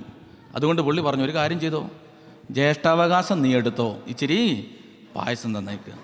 യാക്കോബിൻ്റെ നെറ്റിത്തടത്തിലേക്ക് നോക്കിയാൽ ഗോത്രപിതാവായ പൂർവ്വപിതാവായ തെരഞ്ഞെടുക്കപ്പെട്ട 12 ഗോത്രങ്ങളുടെ പൂർവ്വപിതാവായ യാക്കോബിൻ്റെ ജീവിതത്തിലെ സ്വഭാവത്തിലെ ഒരു സവിശേഷത, അവൻ കരുണയില്ലാത്തവനാണ്. എന്നതാ? ഞാൻ നേരത്തെ പറഞ്ഞു, മനുഷ്യനെ പ്രവൃത്തി പിന്തുടരും. അപ്പം നമ്മൾ യാക്കോബിലൂടെ ഈ ഭാഗം ഒന്ന് ധ്യാനിക്കുകയാണ്. യാക്കോബിൻ്റെ ജീവിതത്തിൻ്റെ ഒരു പ്രത്യേകത, അയാൾ കരുണയില്ലാത്തവനാണ്. എന്ന് പറഞ്ഞേ, ഒന്നുറക്കെ പറഞ്ഞേ. അപ്പോൾ ഞാനിതിങ്ങനെ ചോദിക്കുക ഇടയ്ക്കിടയ്ക്ക്, യാക്കോബിൻ്റെ ജീവിതത്തിൻ്റെ ഒരു പ്രത്യേകത കരുണയില്ലാത്തവനാണ്. ദൈവത്താൽ സൃഷ്ടിക്കപ്പെട്ട ഒരു മനുഷ്യൻ്റെ പ്രത്യേകത, അവൻ കരുണയില്ലാത്തവനായി മാറി. കണ്ടോ? ഗർഭത്തിൽ നമുക്ക് ദൈവം ഒരു കുഞ്ഞിനെ തന്നു. അപ്പോഴാണ് ആലോചിച്ചത്, ഇപ്പോൾ ഇത് ജനിച്ചു കഴിഞ്ഞാൽ അങ്ങ് ശരിയാവില്ല, അതിന് ഗർഭപാത്രത്തിലിട്ട് കൊന്നുകളയുന്ന മാതാപിതാക്കന്മാർ കരുണ ഇല്ലാത്തവരാണ്. വളർത്തി വലുതാക്കിയ ഒരു ജീവിതത്തിൻ്റെ മേഖലയിലെത്തിയ അപ്പനും അമ്മയും നമ്മൾ നേരെ നോക്കിയിട്ട് ഒരു തുള്ളി വെള്ളം തരാൻ നീ ഒന്ന് കരുണ കാണിക്കുന്നില്ലല്ലോ എന്ന് പറഞ്ഞാൽ ആ മക്കൾ കരുണ ഇല്ലാത്തവരാണ്. പ്രതിസന്ധിയിലും പ്രതികൂലതയിലും കിടക്കുന്ന ഒരു വ്യക്തി നമ്മുടെ മുമ്പിൽ കിടക്കുമ്പോൾ നിന്റെ കയ്യിൽ ബലമുണ്ടായിട്ടും തിരിഞ്ഞു നോക്കുന്നില്ലെങ്കിൽ നീ, ബാക്കി നിങ്ങൾ പ്രസംഗിക്കുക, കരുണയില്ലാത്തവനാണ്. ഇതാ ബൈബിളിൽ പൂർവ്വപിതാവായ യാക്കോബിൻ്റെ സ്വഭാവത്തെക്കുറിച്ച് ബൈബിൾ പഠിപ്പിക്കുകയാണ്. അവൻ കരുണ ഇല്ലാത്തവനാണ്. 1, ഇനി അവിടെ നിൽക്കട്ടെ, ഒരു പോയിന്റ് കഴിഞ്ഞു. 2, നാളുകൾ ഇങ്ങനെ കുറേ കഴിഞ്ഞു. അപ്പനായ ഇസഹാക്കിൻ്റെ കണ്ണിൻ്റെ കാഴ്ച പോയി. അപ്പോൾ ഇസഹാക്കിന് മനസ്സിലായി, ഞാനേതായാലും മരിക്കാനായി. എൻ്റെ അപ്പനായ അബ്രഹാം എൻ്റെ തലയിൽ നിക്ഷേപിച്ചെന്ന സ്വർഗീയ അനുഗ്രഹം അതെൻ്റെ തലമുറയ്ക്ക് പകരണം. അപ്പനായ ഇസഹാക്ക് മൂത്തവനായ ഏസാവിനെ വിളിച്ചിട്ട് പറഞ്ഞു, നീയാണ് ഈ കുടുംബം നിലനിർത്തേണ്ടത്, നീയാണ് ഈ കുടുംബത്തിൻ്റെ അവകാശി. ഞാനിതാ എൻ്റെ അപ്പൻ എന്നെ ഏൽപ്പിച്ച സ്വർഗീയ അനുഗ്രഹം നിൻ്റെ തലയിൽ തരാൻ പോവുകയാണ്. നീ ഒരു കാര്യം ചെയ്യണം, കാട്ടിലേക്ക് പോയിട്ട് ഏതെങ്കിലും ഒരു മൃഗത്തെ വേട്ടയാടിക്കൊണ്ട് വന്ന് അതിനെ കറി വെച്ചുകൊണ്ട് തരണം. ഞാനതെന്ന് തിന്ന് തൃപ്തനായി മനസ്സ് നിറഞ്ഞ് സന്തോഷിച്ച് സ്വർഗീയ അനുഗ്രഹം നിന്റെ തലയിൽ തരാൻ പോവുകയാണ്, നീ ചെയ്യണം. ഏസാവ് കേട്ടത് പാതി കേൾക്കാത്തത് പാതി തൻ്റെ ആയുധങ്ങളും എടുത്ത് പുറത്തേക്ക് ഓടി. അമ്മയായ റിബേക്ക ഇത് ഒളിച്ചിരുന്ന് കേട്ടു. അമ്മയ്ക്കിഷ്ടം ആരെയാ? ഇതൊക്കെ നമ്മൾ സൺഡേ സ്കൂളിൽ പഠിച്ചതല്ലേ? ചിലരുടെ നോട്ടം കണ്ടത് എന്താ ചന്ദനമഴയിലെ കഥ പറയുന്ന പോലെ ഉണ്ട്. ഇതാ പ്രിയപ്പെട്ടവർ, അമ്മയ്ക്കിഷ്ടം യാക്കോബിനെയാണ്. അമ്മ ഇങ്ങനെ വിളിച്ചു പറഞ്ഞു, മോനെ ഇങ്ങ് വന്നേ, നിൻ്റെ അപ്പനില്ല കണ്ണുപൊട്ടൻ, ചേട്ടനെ അനുഗ്രഹിക്കാൻ പോവുകയാണ്, നീ പായസം കൊടുത്ത് വാങ്ങിയ ജ്യേഷ്ഠാവകാശം വെറുതെ ആവും. അവനിതാ കാട്ടിലേക്ക് പോയിട്ടുണ്ട്, ഇപ്പോൾ ഏതെങ്കിലും മൃഗത്തെ പിടിച്ചുകൊണ്ട് വരും, അവൻ അനുഗ്രഹം വാങ്ങും. അനുഗ്രഹം വേണമെങ്കിൽ ഇപ്പോൾ വാങ്ങിക്കോ. അവൻ ചോദിച്ചു, അമ്മേ എങ്ങനെ അങ്ങനെ അനുഗ്രഹം വാങ്ങുക? എടാ, നീ അപ്പൻ്റെ അടുത്ത് ചെന്ന് പറ, നിന്നെ അനുഗ്രഹിക്കാൻ പറ. അതിന് എൻ്റെ കയ്യിൽ എന്തെങ്കിലും വേണ്ടേ? എനിക്ക് കാട്ടിൽ മൃഗത്തെ പിടിക്കാൻ അറിയില്ല. ഉടനെ അമ്മ പറഞ്ഞു കൊടുക്കുകയാണ്, നീ ആ തൊഴുത്തിലേക്ക് എന്നിട്ട് നിൻ്റെ ആട്ടിൻകുട്ടി ചെന്നിട്ട് 2 കുഞ്ഞാടിനെ പിടിച്ചുകൊണ്ട് വരിക, ഞാനതിനെ നിനക്ക് പാകം ചെയ്തു തരാം. അവൻ ഓടിച്ചെന്ന് 2 കുഞ്ഞാടിനെ പിടിച്ചുകൊണ്ട് വന്നു. അതിനെ കൊന്ന് അമ്മയുടെ അടുത്ത് കൊടുത്തു. അമ്മ അതിനെ നന്നായിട്ട് വരട്ടി നല്ല ഗംഭീരമായ കറിയാക്കി ഒരു പാത്രത്തിൽ വെച്ച് യാക്കോബിൻ്റെ അടുത്ത് കൊടുത്തിട്ട് പറഞ്ഞു, നിൻ്റെ അപ്പൻ കണ്ണുപൊട്ടനായി നിൻ്റെ അപ്പൻ്റെ അടുത്ത് കൊണ്ട് ചെന്നിട്ട് പറ, നിന്നെ അനുഗ്രഹിക്കാൻ പറ. യാക്കോബ് പാത്രത്തിൽ കറിയും വാങ്ങിക്കൊണ്ട് മുന്നോട്ട് പോവുകയാണ്. 2 സ്റ്റെപ്പ് നടന്നപ്പോൾ യാക്കോബ് തിരിച്ചു വന്നിട്ട് പറഞ്ഞു, എൻ്റെ അമ്മേ, അങ്ങനെ പോയാൽ ശരിയാവോ? നമ്മുടെ അപ്പൻ്റെ കണ്ണിന് മാത്രമല്ലേ കുഴപ്പമുള്ളൂ, ബോധത്തിന് ഒരു കുഴപ്പമില്ല. അപ്പൻ ഈ കറിയൊക്കെ വാങ്ങി എന്നെ അടുത്തേക്ക് വിളിച്ചിട്ട് ഒന്ന് തടവി നോക്കിയാൽ എന്നാ ചെയ്യും? ഞാനും എൻ്റെ ചേട്ടനും തമ്മിൽ എന്തോരം വ്യത്യാസമുണ്ട്. തടവി നോക്കുമ്പോൾ എൻ്റെ ചേട്ടൻ്റെ ശരീരമാണെങ്കിൽ മുഴുവൻ രോമാവൃതം, എൻ്റെ ശരീരമാണെങ്കിൽ ഇതാ ഈ ഫ്ലാറ്റ് പോലെയുണ്ട്. ഈ മുറിയുടെ തറ പോലാത്ത ഫ്ലാറ്റാണ്, ഒരു പൊടി പോലും അതിനകത്ത് കാണാനില്ലേ. അനുഗ്രഹത്തിന് പകരം ശാപം കിട്ടാൻ സാധ്യതയുണ്ട്. അതുകൊണ്ട് അങ്ങനെ ചെയ്യാൻ പറ്റത്തില്ല. അപ്പോൾ അമ്മ ഒരു കാര്യം ചെയ്തു, പേടിക്കണ്ട, നീ ഇപ്പോൾ കൊന്ന ആടില്ലേ, അതിൻ്റെ രോമൊക്കെ ഇങ്ങോട്ട് പറക്കിക്കൊണ്ട് വരിക, ഞാനത് വേണ്ട സ്ഥലത്തൊക്കെ ഫിറ്റ് ചെയ്ത് തരാം. അങ്ങനെ ഇതാ യാക്കോബിൻ്റെ ശരീരത്തിൽ അമ്മ രോമമൊക്കെ ഫിറ്റ് ചെയ്ത് കൊടുത്തു, രോമമില്ലാത്തടത്തൂടെ. അങ്ങനെ യാക്കോബ് മുമ്പോട്ട് പോകാൻ നേരത്ത് യാക്കോബ് 2 സ്റ്റെപ്പ് മുമ്പോട്ട് വെച്ചിട്ട് വീണ്ടും തിരിച്ചു വന്നു. അമ്മ അങ്ങനെ പോയാൽ പറ്റത്തില്ല, അപ്പൻ തടവി നോക്കുമ്പോൾ ശരിയാണ്, ഞാനിപ്പോൾ ഏസാവിനെ പോലെ ഉണ്ട്. പക്ഷെ നമ്മുടെ അപ്പൻ്റെ മൂക്കിന് വല്ല കുഴപ്പമുണ്ടോ? അതിഗംഭീര മൂക്കാണ്. മണത്ത് നോക്കിയാൽ എന്തു ചെയ്യും? എനിക്കൊരു മണം, ചേട്ടന് അങ്ങനെയല്ലേ? ഞങ്ങൾ ഈ തൂത്തൂട്ടി വന്ന് നോക്കണം ധ്യാനകേന്ദ്രത്തിൽ. അവിടെ ബുധനാഴ്ച ധ്യാനമുണ്ട്. ബുധനാഴ്ചയാണ് കുമ്പസാരം ധ്യാനത്തിൻ്റെ. അപ്പോൾ ഞങ്ങൾ 10-20 അച്ഛന്മാരുണ്ടാവും കുമ്പസാരിപ്പിക്കാൻ. കുമ്പസാരമൊക്കെ കഴിഞ്ഞ് ഞങ്ങളെല്ലാവരും ചായ കുടിക്കാൻ പോകുമ്പോൾ അവിടെ ഒരു ഹാങ്ങറി കൊണ്ടുപോയിട്ട് ഈ കുപ്പായം മുഴുവൻ, കറുത്തുപ്പായം, എല്ലാ കറുത്തുപ്പായത്തിൻ്റെയും കളർ കറുപ്പാണല്ലോ, എല്ലാം ഒരേപോലെ ഇരിക്കും. അതവിടെ കൊണ്ട് തൂക്കിയിടും. അത് കഴിഞ്ഞിട്ട് പോകാൻ നേരത്ത് ഞങ്ങൾ ഈ കറുത്തുപ്പായം എടുത്തുകൊണ്ട് പോകുന്നത് കാണാൻ ബഹിരസമാണ്. ഒരൊറ്റ അച്ഛനും അത് നോക്കിയിട്ട് ഏത് അച്ഛൻ്റെ ആണെന്നൊന്നും നോക്കത്തൊന്നുമില്ല. അതെടുത്തിട്ട് ഒന്ന് മണത്ത് വെക്കും. ഇത് വൈദ്യനച്ഛൻ്റെ, ഇത് ബിനോയ് അച്ഛൻ്റെ. ഒറ്റ മണത്തിന് കാര്യം മനസ്സിലാവും. നമ്മുടെ ഡ്രസ്സിനൊരു മണമില്ലേ? ഇല്ലെങ്കിൽ ഇവിടെ പോലീസ് നായയുടെ ആവശ്യമുണ്ടോ? ഇല്ല. യാക്കോബ് അമ്മയോട് പറഞ്ഞു, എൻ്റെ അമ്മേ, അപ്പൻ എന്നെ മണത്ത് നോക്കിയാൽ എന്നാ ചെയ്യും? അപ്പം അമ്മ പറഞ്ഞു, പേടിക്കണ്ട, നിന്റെ ചേട്ടനായ ഏസാവ് അവൻ ധരിക്കുന്ന വലിയ ഒറ്റക്കുപ്പായം ഉണ്ടല്ലോ, അതെൻ്റെ കസ്റ്റഡിയിൽ തന്നിട്ടുണ്ട്. അമ്മ ഇപ്പോഴിതാ യാക്കോബിനെ ജ്യേഷ്ഠൻ്റെ കുപ്പായം ഇടിച്ചു. ജ്യേഷ്ഠൻ്റെ ശരീരം പോലെ രോമാവൃതമാക്കി ബാക്കി ഭാഗങ്ങളെല്ലാം കയ്യിൽ ഭക്ഷണം കൊണ്ടുവച്ചു കൊടുത്തു. ഞാനിതിങ്ങനെ ഒന്ന് പരത്തി പറഞ്ഞ എന്തിനെന്നറിയോ? നമ്മുടെ മനസ്സിലൊന്ന് ചിന്തിക്കാൻ വേണ്ടിയിട്ടാണ്. യാക്കോബിൻ്റെ സ്വഭാവത്തിൻ്റെ ഒരു പ്രത്യേകത ഞാൻ പറഞ്ഞു, അവനൊരു കരുണയില്ലാത്തവനാണ്. കരുണയില്ലാത്തവൻ കാണിക്കുന്ന അടുത്ത സ്വഭാവം ഇതാ പുറത്തേക്ക് വന്നു. അവനെ ഇപ്പോൾ പുറമേ കണ്ടാൽ ആരെ പോലെയുണ്ട്? ഒന്നുറക്കെ പറ. പുറമേ കണ്ടാൽ ഏസാവിനെ പോലെയുണ്ട്. ഉള്ളിൽ ആരാണ്? ഇതിനെന്താ പറയുക? കപടത. എന്താ പറയുക? കപടത. പുറമേ കണ്ടാൽ എല്ലാം കൊണ്ടും കൊള്ളാം, ഉള്ളം കണ്ടു കഴിഞ്ഞാൽ വേറെ. ഉള്ളിലൊന്ന്, പുറമേ വേറൊന്ന്. കപടത. ഇപ്പം രണ്ടാമത് നിങ്ങൾ തലയിൽ എഴുതി വെക്കണം. യാക്കോബിൻ്റെ ജീവിതത്തിലെ അടുത്ത സ്വഭാവ പ്രത്യേകത, അവനൊരു കപടനാണ്. ഞാനിതിങ്ങനെയൊക്കെ പറഞ്ഞ് പ്രസംഗിക്കുമ്പോൾ നിങ്ങൾ പണ്ടത്തെ യാക്കോബിനെ ധ്യാനിക്കരുത്.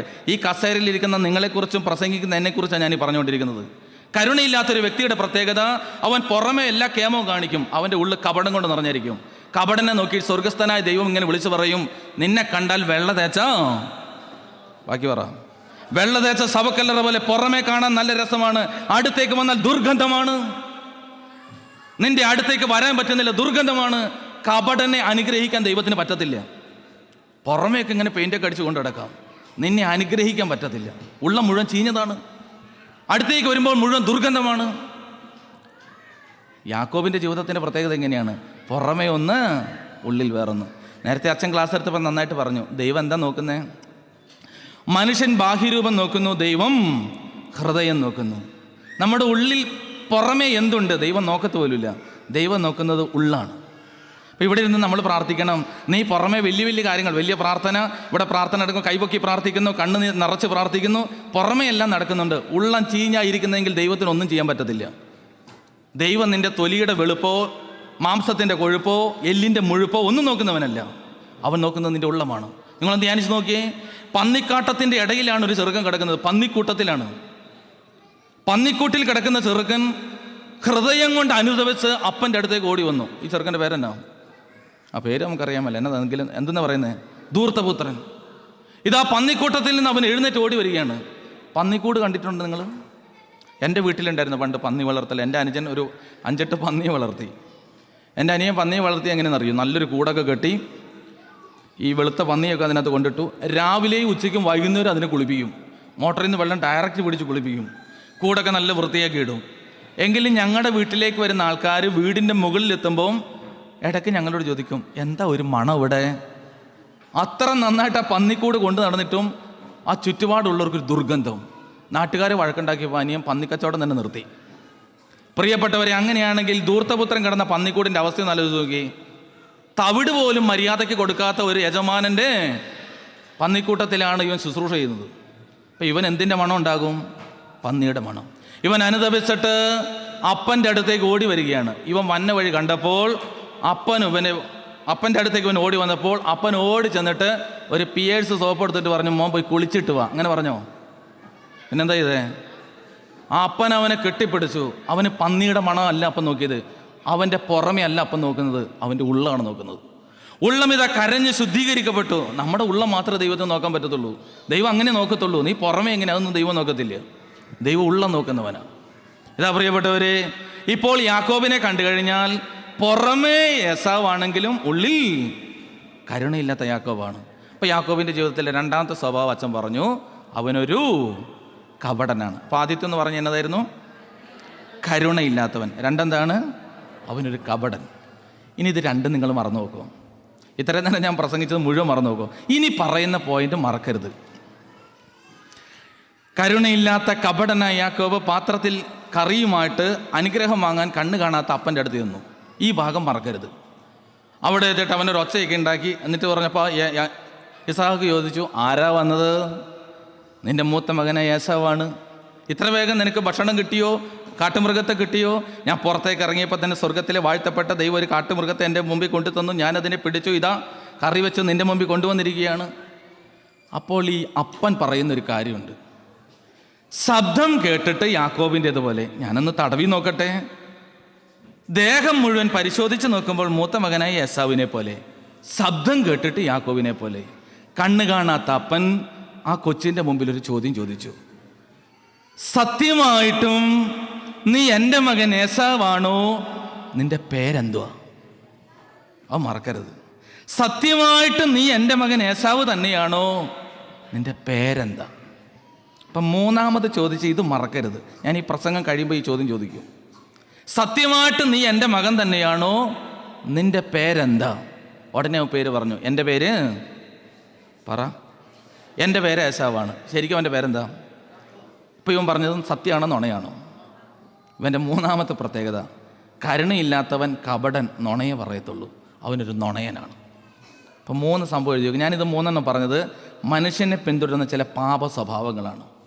നുണ എന്ന് പറഞ്ഞാൽ നമ്മൾ വിചാരിക്കുന്ന പോലത്തെ ചെറിയ നുണയല്ല. ഇതാ, നിങ്ങൾ ഉച്ചയ്ക്ക് ഒരു വീട്ടിലേക്ക് കടന്നു ചെന്ന് കഴിഞ്ഞപ്പോൾ നിങ്ങൾക്ക് മനസ്സിലായി ആ വീട്ടിൽ ഭക്ഷണമൊന്നും ക്രമീകരിച്ചിട്ടില്ല. നിങ്ങളാണെങ്കിൽ ഉച്ചയ്ക്ക് കഴിച്ചിട്ടുമില്ല. ആ വീട്ടുകാരൻ നിങ്ങളോട് ചോദിച്ചു, ഭക്ഷണം കഴിച്ചിട്ടാണോ വന്നത്? അപ്പോൾ നമ്മൾ പറഞ്ഞു, അവരെ വിഷമിപ്പിക്കണ്ടല്ലോ വിചാരിച്ചിട്ട് പറഞ്ഞു, ആ കഴിച്ചിട്ടാണ് വന്നത്. ശരിക്കും കഴിച്ചിട്ടില്ല. ഇതൊരു നുണയാണ്. ഒരു നുണയാണത്. ഇപ്പുറത്ത് വേറൊരു നുണ. ഒരു വ്യക്തിയോട് നിങ്ങളൊരു 5000 യൂറോ കടം വാങ്ങി. കുറച്ച് നാളിപ്പോൾ അയാൾ തിരിച്ചു ചോദിച്ചു. അപ്പോൾ നിങ്ങൾ പറഞ്ഞു, ഞാനത് തന്നു. അതും ഈ 2 നുണയുടെയും ഡെപ്ത് ഒരുപോലെയാണോ? ഇപ്പം നുണ എന്ന് പറയുന്നത് നമ്മൾ അത്ര നിസ്സാരമായിട്ട് കണ്ടത്. പലതരത്തിൽ നുണയുണ്ട്. ഇതാ ഇപ്പോൾ യാക്കോബ് അപ്പൻ്റെ മുമ്പിൽ കാണിച്ചൊരു നുണ, അതിൻ്റെ ഡെപ്ത് ഇച്ചിരി കൂടുതലാണ്. ഒരുത്തൻ്റെ വൈകല്യവും ബലഹീനതയും തിരിച്ചറിഞ്ഞ് അവനെ എങ്ങനെയൊക്കെ പറ്റിക്കാൻ പറ്റുമോ അതുപോലെ ഇതാ യാക്കോബ് പറ്റിച്ച് നുണയും പറഞ്ഞു. അപ്പോൾ അപ്പനായ ഇസ്ഹാക്ക് ഒരു കാര്യം ചെയ്തു. ശരി, നീ എൻ്റെ മകൻ ഏസാവാണെങ്കിൽ എൻ്റെ അപ്പൻ എൻ്റെ തലയിൽ വെച്ച അനുഗ്രഹം നിൻ്റെ തലയിൽ ഇരിക്കട്ടെ. ഇസ്ഹാക്ക് ആകാശത്തിലേക്ക് കൈകളെ ഉയർത്തി ആകാശത്തെയും ഭൂമിയും സൃഷ്ടിച്ച സർവശക്തനായ ദൈവത്തിൻ്റെ നാമത്തിൽ തൻ്റെ മകനായ യാക്കോബിനെ ഏസാവാണെന്ന ധാരണയിൽ ഒരനുഗ്രഹം അവൻ്റെ തലയിൽ വെച്ച് കൊടുത്തു. ഇപ്പോഴിതാ യാക്കോബ് അനുഗ്രഹിക്കപ്പെട്ടു. അനുഗ്രഹിക്കപ്പെട്ട യാക്കോബിൻ്റെ തലക്കകത്തേക്ക് അനുഗ്രഹം വന്ന് നിറഞ്ഞപ്പോൾ തന്നെ പെട്ടെന്ന് അവനൊരു ഫീലിംഗ് ഉണ്ടായി. അനുഗ്രഹിക്കപ്പെട്ട് കഴിഞ്ഞാൽ നമുക്ക് എന്ത് തോന്നും? ഇപ്പം നിങ്ങൾ ഇങ്ങനെ അയർലൻഡിലേക്ക് പോരാൻ നേരത്ത് IELTS പരീക്ഷ എഴുതുകയാണ്. ആദ്യം എഴുതിയപ്പോൾ 4 മാർക്ക്, പിന്നെ എഴുതിയപ്പോൾ 5 മാർക്ക്. എല്ലാ മധ്യസ്ഥ പ്രാർത്ഥനയും കണ്ണൂർ തൊട്ട് കന്യാകുമാരി വെള്ളം എല്ലാ പള്ളിയിലും മെഴുതിരിയും കത്തിച്ച് നിങ്ങൾ പരീക്ഷ എഴുതി. ആ സമയത്ത് നിങ്ങൾക്ക് 7 മാർക്ക് കിട്ടി. നിങ്ങളങ്ങ് അനുഗ്രഹിക്കപ്പെട്ടു. നിങ്ങൾക്ക് സന്തോഷം തോന്നുമോ? സങ്കടം തോന്നുമോ? സങ്കടം തോന്നുമോ? നിങ്ങൾക്ക് സന്തോഷം തോന്നി, ഞങ്ങൾ രക്ഷപ്പെട്ടു, എന്തൊരാനന്ദമായിരിക്കും. ചാടി എഴുന്നേക്കും, എല്ലാ നേർച്ചയും നടത്തുന്ന സന്തോഷമായിരിക്കും. ഇത് അനുഗ്രഹം യാക്കോബിൻ്റെ തലക്കകത്ത് വന്നപ്പോൾ യാക്കോബ് ചാടി എഴുന്നേറ്റിട്ട് പറഞ്ഞു, എനിക്ക് പേടിയാവുന്നു. അനുഗ്രഹിക്കപ്പെട്ട യാക്കോബ് അടുത്ത നിമിഷം പറയുകയാണ്, എനിക്ക് പേടിയാകുന്നു. എൻ്റെ ചേട്ടൻ വന്നാൽ എന്നെ കൊല്ലും, അപ്പൻ അറിഞ്ഞാൽ എന്നെ തകർക്കും. അവൻ പേടിച്ച് വിറയ്ക്കാൻ തുടങ്ങി. അവൻ ഓടി അമ്മയുടെ അടുത്തേക്ക് എന്നിട്ട് പറഞ്ഞു, അമ്മേ, എനിക്ക് പേടിയാവുന്നു. അമ്മ അവനെ കണ്ടപ്പോൾ പറഞ്ഞു, നീ എൻ്റെ അടുത്ത് വരുമ്പോൾ എനിക്കും പേടിയാവുന്നു. അമ്മയ്ക്കും പേടി, മകനും പേടി. അമ്മ പറഞ്ഞു, ഈ വീട്ടിൽ നീ ഇവിടെ നിന്ന് കഴിഞ്ഞാൽ വലിയ ദുരന്തം സംഭവിക്കും. അമ്മ അവനോട് പറഞ്ഞു, നീ അക്കരെ ദേശത്തേക്ക് ഓടിക്കൊള്ളുക. അക്കരെ എൻ്റെ ആങ്ങളെ താമസിക്കുന്നുണ്ട്, ലാബാനുണ്ട്, അക്കരയ്ക്ക് ഓടിക്കൊള്ളുക. യാക്കോബ് ഒറ്റ ഓട്ടം വെച്ച് കൊടുത്തു. അപ്പം 3 കാര്യം അച്ഛൻ പറഞ്ഞു. 1, യാക്കോബിൻ്റെ സ്വഭാവത്തിലെ ഒരു പ്രവൃത്തി, അവനൊരു കരുണയില്ലാത്തവനാണ്. 2, അവനൊരു കപടനാണ്. 3, അവനൊരു നുണയനാണ്. എന്തിനാണ് ഈ വ്യക്തി ഈ തരത്തിലുള്ള ഒരു സ്വഭാവം ക്രമീകരിച്ചത്? ഒറ്റ കാര്യമുള്ളൂ, അവനൊരു ദ്രവ്യാഗ്രഹിയാണ്. എന്നതാ? ഒരു ദ്രവ്യാഗ്രഹി. അപ്പം 4 കാര്യങ്ങൾ അച്ഛൻ പറഞ്ഞു. അവനൊരു കരുണയില്ലാത്തവനാണ്, അവനൊരു കപടനാണ്, അവനൊരു നുണയനാണ്, അവനൊരു ഒന്നുറക്കെ പറഞ്ഞേ ദ്രവ്യാഗ്രഹിയാണ്.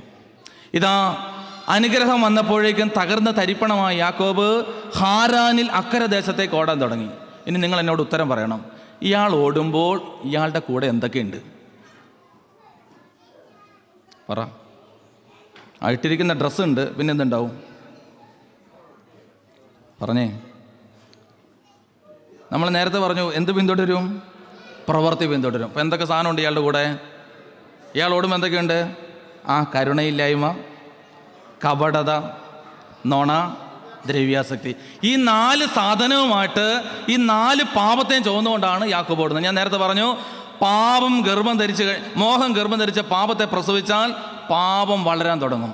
ഇതാ യാക്കോബ് അക്കരെ ദേശത്തേക്ക് ജീവിക്കാൻ വേണ്ടി ഓടി, സർവ്വം വിട്ടെറിഞ്ഞോടി. അവൻ ഈ സമ്പത്തിന് വേണ്ടിയിട്ടാണ് ഈ കളി മുഴുവൻ കാണിച്ചത്. വല്ലതും കിട്ടിയോ?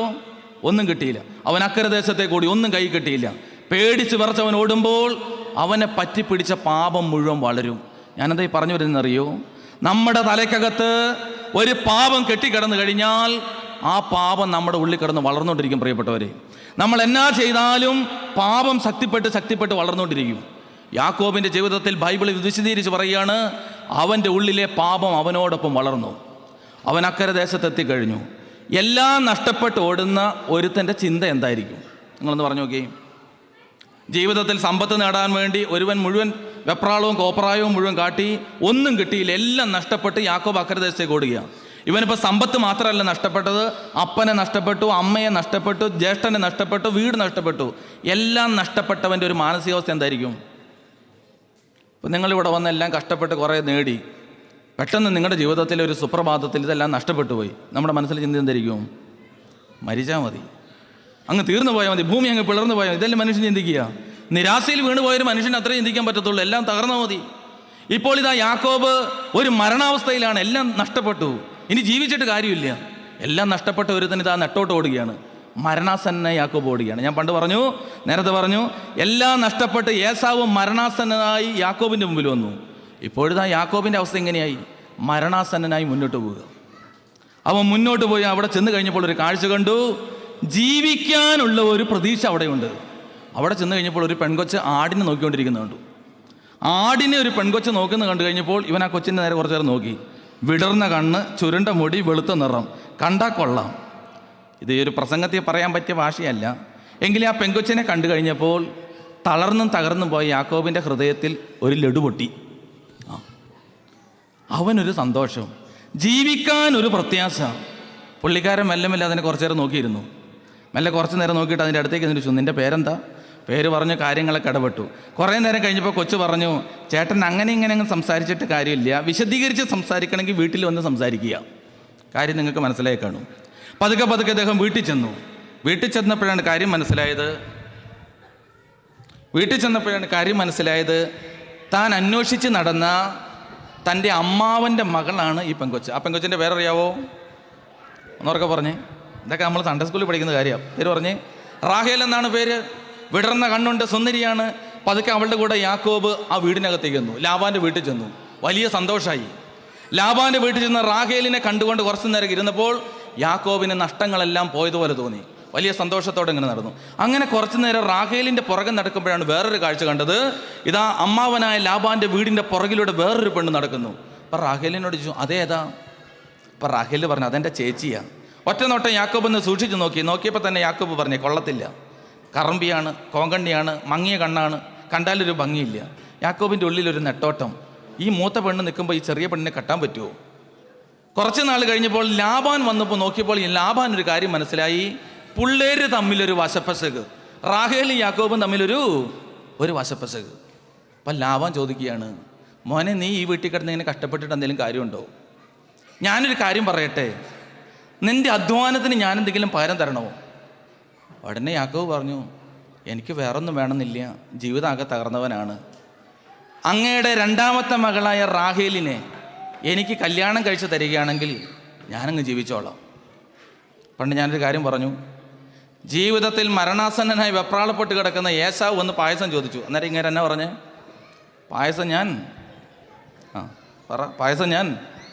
പായസമൊക്കെ ഞാൻ തരാം, പക്ഷേ നിനക്കുള്ളത് മുഴുവൻ ഇങ്ങോട്ട് തരണം.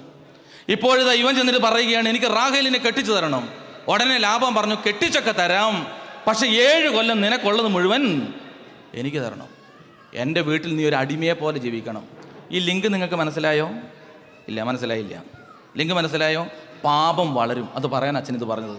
പാപം വളരും. നീ കരുണയില്ലാതെ പ്രവർത്തിക്കാൻ തുടങ്ങിയോ, കരുണയില്ലായ്മ നിൻ്റെ പിന്നാലെ വരാൻ തുടങ്ങും. ഇത് നമ്മൾ പ്രവർത്തിക്കും. ദ്രവ്യാഗ്രഹിയായി പ്രവർത്തിക്കാൻ തുടങ്ങിയോ, ഈ കരുണയില്ലായ്മ ശക്തിപ്പെടാൻ തുടങ്ങി. ഞാൻ ഈ വയനാട്ടിൽ ചീയമ്പം എന്ന് പറയുന്ന സ്ഥലത്താണ് പള്ളി നടത്തുന്നത്. ഒരു 1.5 വർഷം മുമ്പ് ഞാൻ അതിലെ പുൽപ്പള്ളി ഭാഗത്തോടെ പോകുമ്പോൾ എൻ്റെ പള്ളിയിൽ യൂത്ത് അസോസിയേഷനിലെ പ്രവർത്തകർ പുൽപ്പള്ളി ടൗണിലുള്ള, വയനാട്ടുകാർ ആരെങ്കിലും ഇവിടെ ഇരിപ്പുണ്ടോ? ഇല്ല. പുൽപ്പള്ളി അറിയോ? ആ പുൽപ്പള്ളി ടൗണിലുള്ള ഒരു കെട്ടിടം കാണിച്ചു തന്നു. ആ കെട്ടിടത്തിൻ്റെ ഒരു കഥ എന്നോട് പറഞ്ഞു. ഒരു 25 വർഷം മുമ്പ് 2 സുഹൃത്തുക്കളുണ്ടായിരുന്നു. അന്ന് അവിടെ കുരുമുളക് ഒത്തിരിയുള്ള സമയം, പുൽപ്പള്ളി ഭാഗത്ത് കുരുമുളക് ഒത്തിരി ഉണ്ട്. അപ്പോൾ അവർ ഈ കുരുമുളക് പറമ്പിൽ ഇങ്ങനെ കച്ചവടം ചെയ്തിട്ട് അത് പറിച്ച് ഉണക്കി വിറ്റ് അങ്ങനെ ജീവിക്കുന്നൊരു പ്രത്യേകതയാണ്. ആ കുരുമുളകിന് വില കൂടിയ സമയത്ത് ഇവർക്ക് ഒത്തിരി പണം കിട്ടി. 25 വർഷം മുമ്പ് അവരുടെ ബിസിനസ്സിൽ ഒത്തിരി പണം കിട്ടി. അന്ന് അവർക്ക് 1 ലക്ഷം രൂപ ലാഭം കിട്ടി. ഇപ്പോൾ 25 വർഷം മുമ്പ് 1 ലക്ഷം എന്ന് പറഞ്ഞാൽ അത്ര ചെറിയ തുകയാണോ? വലിയൊരു തുകയാണ്. ഇവർ രണ്ടുപേരും വീതം വെക്കാൻ നേരത്ത് ഒരുത്തൻ മറ്റവനോട് പറഞ്ഞു, ഈ പണം എന്നാ ചെയ്യാൻ പോകുന്നു? അപ്പോൾ ഒരാൾ പറഞ്ഞു, എടാ ഞാൻ ഈ പണം ബാങ്കിൽ കൊണ്ടിടാൻ പോവുകയാണ്. എൻ്റെ മോള് വലുതായി വരുന്നത് കണ്ടില്ലേ, അവളെ കെട്ടിക്കാനുള്ളൊരു സമ്പാദ്യമായിട്ട് ഞാനിത് മാറ്റി വെക്കാൻ പോവുകയാണ്. ഇതാണ് എൻ്റെ പ്രധാനപ്പെട്ട പ്രതീക്ഷ. അപ്പോൾ ഇയാൾ പറഞ്ഞു, നീ ബാങ്കിൽ ഇടേണ്ട ആവശ്യമൊന്നുമില്ല, ബാങ്കിൽ കിട്ടുന്നതിനേക്കാൾ കൂടുതൽ പലിശ ഞാൻ തരാം. ആ പൈസ എൻ്റെ കയ്യിലേക്ക് തരിക. മകളുടെ കല്യാണം ആകുമ്പോഴേക്കും ഞാൻ ആ കാശങ്ങ് തിരിച്ചു തന്നേക്കാം. പ്രിയപ്പെട്ടവരെ, ഈ പുള്ളിക്കാരൻ ഭാര്യയോട് ആലോചിച്ചപ്പോൾ ഭാര്യ പറഞ്ഞു, നിങ്ങൾ എന്തിനാ മനുഷ്യൻ സംശയിക്കുന്നത്? നിങ്ങൾ ഇത്രയും വലിയ സുഹൃത്തുക്കളല്ലേ, കൊടുത്തേക്കാൻ പറഞ്ഞു. ഈ മനുഷ്യൻ കൊണ്ടൊന്ന് പൈസ കൊടുത്തു. വീണ്ടും ഒരു വലിയ സൗഹൃദത്തോടെ ജീവിച്ചു. വയനാട്ടിലെ കുരുമുളകൊക്കെ നഷ്ടപ്പെട്ടു. ഇതാ ഈ കുട്ടി വളർന്നു കല്യാണപ്രായമായപ്പോൾ ഇയാൾ എന്നിട്ട് പറഞ്ഞു, എടാ സഹോദര, കൊച്ചിൻ്റെ കല്യാണമായി കേട്ടോ, വേണ്ട കാര്യങ്ങളൊക്കെ ക്രമീകരിക്കണം. കല്യാണമായി, എല്ലാം നടക്കട്ടെ. കുറച്ചും കൂടെ കഴിഞ്ഞപ്പോൾ അയാൾ പറഞ്ഞു, എടാ നമ്മുടെ ഇടപാട്, ഏതിടപാട്? അല്ല, അന്ന് ഞാൻ നിന്നെ ഏൽപ്പിച്ച പണം ഉണ്ടല്ലോ, അതാണ് എൻ്റെ ഒരു പ്രതീക്ഷ, അത് നീ എനിക്ക് ഉടനെ തരണം. ചോദ്യം തീർന്നില്ല. ഈ മനുഷ്യൻ പറഞ്ഞു, നീ എന്തോ പറയുന്നത്? അല്ല, ആ പണം. ഉടനെ ഇയാൾ പറയുക, എടാ നീ മറന്നു പോയതായിരിക്കും, ആ പണം ഉടനെ ഞാൻ തിരിച്ചു തന്നായിരുന്നല്ലോ. ഈ പുള്ളിയുടെ അകവതായിട്ടൊരു ഒരകവാള് വെട്ടിപ്പോയതുപോലെ ഈ പുള്ളി ഓടി വീട്ടിൽ ചെന്നിട്ട് പറഞ്ഞു, എടി പൈസ തന്നു എന്നാണ് പറയുന്നത്. ഭാര്യ ഇത് കേട്ടാൽ സഹിക്കുമോ? അവൾ പൊട്ടിത്തെറിച്ചുകൊണ്ട് പറഞ്ഞു, നിങ്ങൾ എന്നാ മനുഷ്യ പറയുന്നത്? ആകെ വീടിനകത്ത് കലഹം. നിങ്ങൾ വാങ്ങിയോ? ഇല്ല, ഞാൻ വാങ്ങിയിട്ടില്ല. ഉടനെ നാട്ടുകാരിടപെട്ടു, അയൽവക്കക്കാരിടപെട്ടു, എല്ലാവരും കൂടി അങ്ങോട്ടും ഇങ്ങോട്ടും ചർച്ചയായി. പള്ളിയിൽ അച്ഛൻ ഇടപെട്ടു, കമ്മിറ്റിക്കാരിടപെട്ടു. പ്രിയപ്പെട്ടവർ, തെളിവില്ല, സാക്ഷികളില്ലാത്തതുകൊണ്ട് ഇതൊന്നും പറയാൻ പറ്റാത്ത അവസ്ഥയായി. അവസാനം അയാൾ പറഞ്ഞു, ഞാൻ തന്നതാണ്, നീ തിരിച്ചു തന്നിട്ടില്ല. മറ്റേ ആൾ തീർത്തു പറഞ്ഞു, ഞാൻ തന്നു, നീ തന്നു കുറച്ച് നാളായപ്പോൾ തിരിച്ചു തന്നു. ആകെ കലുഷിതമായി. തെളിവും സാക്ഷിയില്ലാത്തതുകൊണ്ട് ആരും ഒന്നും വേണ്ടിയില്ല.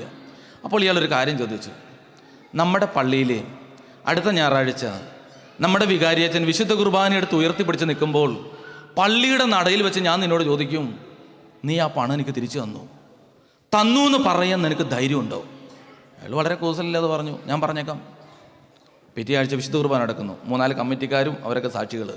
പള്ളിയുടെ നടയിൽ വെച്ചുകൊണ്ട് ഈ മനുഷ്യൻ ചോദിച്ചു, ഞാൻ നിനക്ക് പണം തന്നില്ലേ? തന്നു. നീ അതെനിക്ക് തിരിച്ചു തന്നോ? ഒട്ടും കൂസലില്ലാതെ അയാൾ തിരിച്ചു പറഞ്ഞു, ഞാൻ ആ പണം അപ്പം തന്നെ തിരിച്ചു തന്നായിരുന്നു, ഉടനെ തന്നെ തിരിച്ചു തന്നായിരുന്നു. ഈ മനുഷ്യനൊരു കാര്യം ചെയ്തു, പണം തിരിച്ചു തന്നു എന്ന് അയാൾ പറഞ്ഞ ഉടനെ തന്നെ ഈ പാവപ്പെട്ട മനുഷ്യൻ ഇവൻ്റെ കാലിലേക്ക് കെട്ടിപ്പിടിച്ചങ്ങ് വീണ്.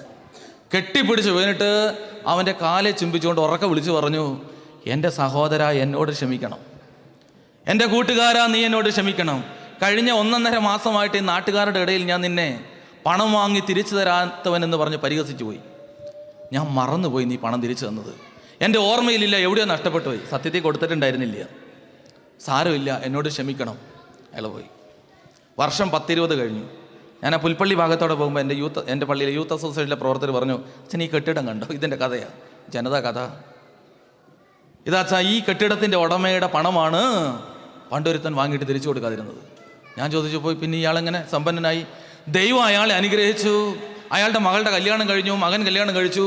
ഇതാ ഇന്ന് അവർ തെറ്റില്ലാത്ത ഒരു സാമ്പത്തിക അവസ്ഥ ജീവിക്കുന്നു. അപ്പം ഞാൻ ചോദിച്ചു, മറ്റേ ആൾ എവിടെയുണ്ട്?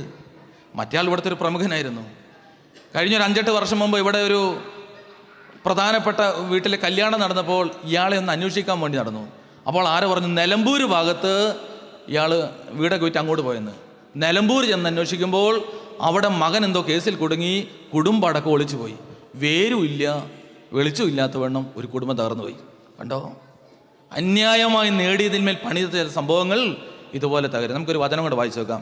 യിരെമ്യാ പ്രവചനം 17-ാം അധ്യായം 11-ാം തിരുവചനം. യിരെമ്യാ 17:11.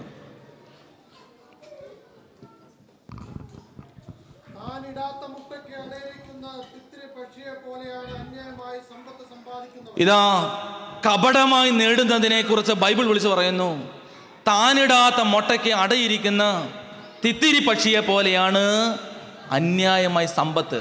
സമ്പത്ത് എന്ന് പറയുമ്പോൾ പണം മാത്രമല്ല, അന്യായമായി നേടുന്ന സുഖങ്ങൾ, അന്യായമായി നേടുന്ന നേട്ടങ്ങൾ, അന്യായമായി നേടുന്ന എന്തും അതിനെന്ത് സംഭവിക്കും? ജീവിതത്തിൻ്റെ മധ്യത്തിൽ അതവനെ പിരിഞ്ഞു പോകും. പാപത്തിൽ നീ നേടുന്നതിൻ്റെ ഒരു പ്രത്യേകത, ആദ്യം നമുക്കൊരു സുഖമായിരിക്കും, ജീവിത മധ്യത്തിൽ അത് നമ്മളെ വേദനിപ്പിക്കാൻ തുടങ്ങും. നീ ജഡീകാസക്തിയിൽ വ്യഭിചാരം ചെയ്ത് ജീവിച്ചു നോക്കൂ. ജീവിതത്തിൻ്റെ പ്രത്യേക സമയം വരുമ്പോൾ അത് നിന്നെ ഞെരുക്കി തകർത്ത് കളയും. നീ അന്യായമായി പണം കൊണ്ട് ജീവിച്ചു നോക്കൂ, നീ അന്യായമായി ബന്ധങ്ങളിൽ ജീവിച്ചു നോക്കൂ.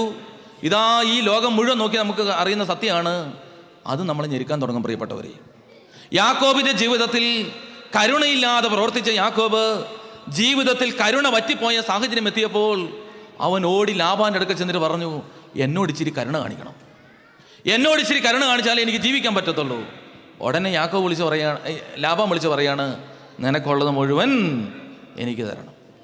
ഇപ്പം യാക്കോബിൻ്റെ ഒരു കാര്യം മനസ്സിലായി, നമുക്ക് മനസ്സിലായില്ലെങ്കിലും യാക്കോബിൻ്റെ ഒരു കാര്യം മനസ്സിലായി.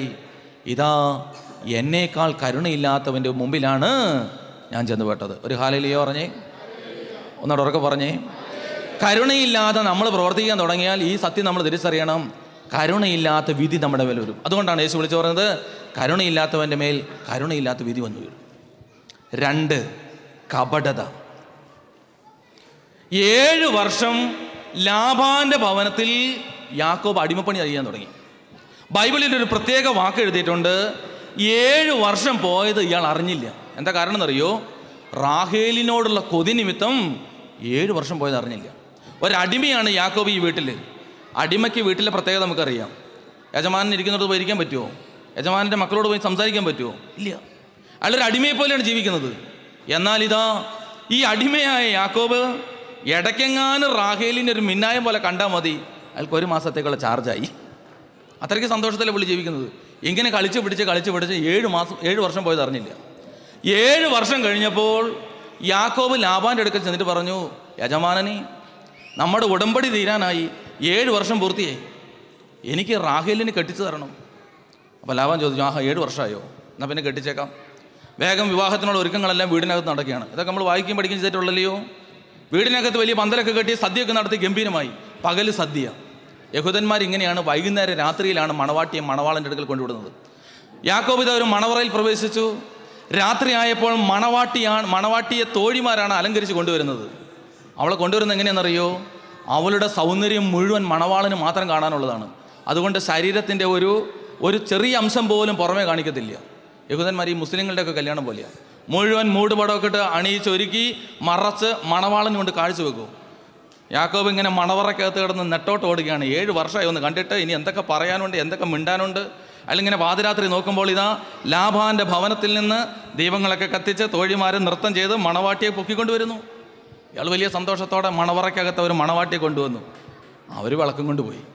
കാരണം അന്ന് എന്നതാ ഈ സംഭവങ്ങളൊന്നുമില്ല, ലൈറ്റും സിസ്റ്റമൊന്നും ഇല്ലാത്തത് കൊണ്ട് കൊണ്ടുവന്ന ദീപങ്ങൾ കൊണ്ട് അവർ തിരിച്ചുപോയി.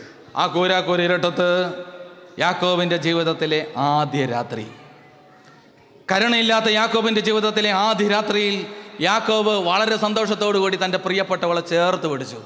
എന്നിട്ട് അവരെന്തൊക്കെ അന്ന് പറഞ്ഞു എന്ന് എനിക്കറിയാൻ മേല. എന്താണെങ്കിലും കൊച്ചുങ്ങളുണ്ടാകുന്ന കാര്യമോ LKG ചേർക്കുന്നത് എന്തൊക്കെയോ പറഞ്ഞു.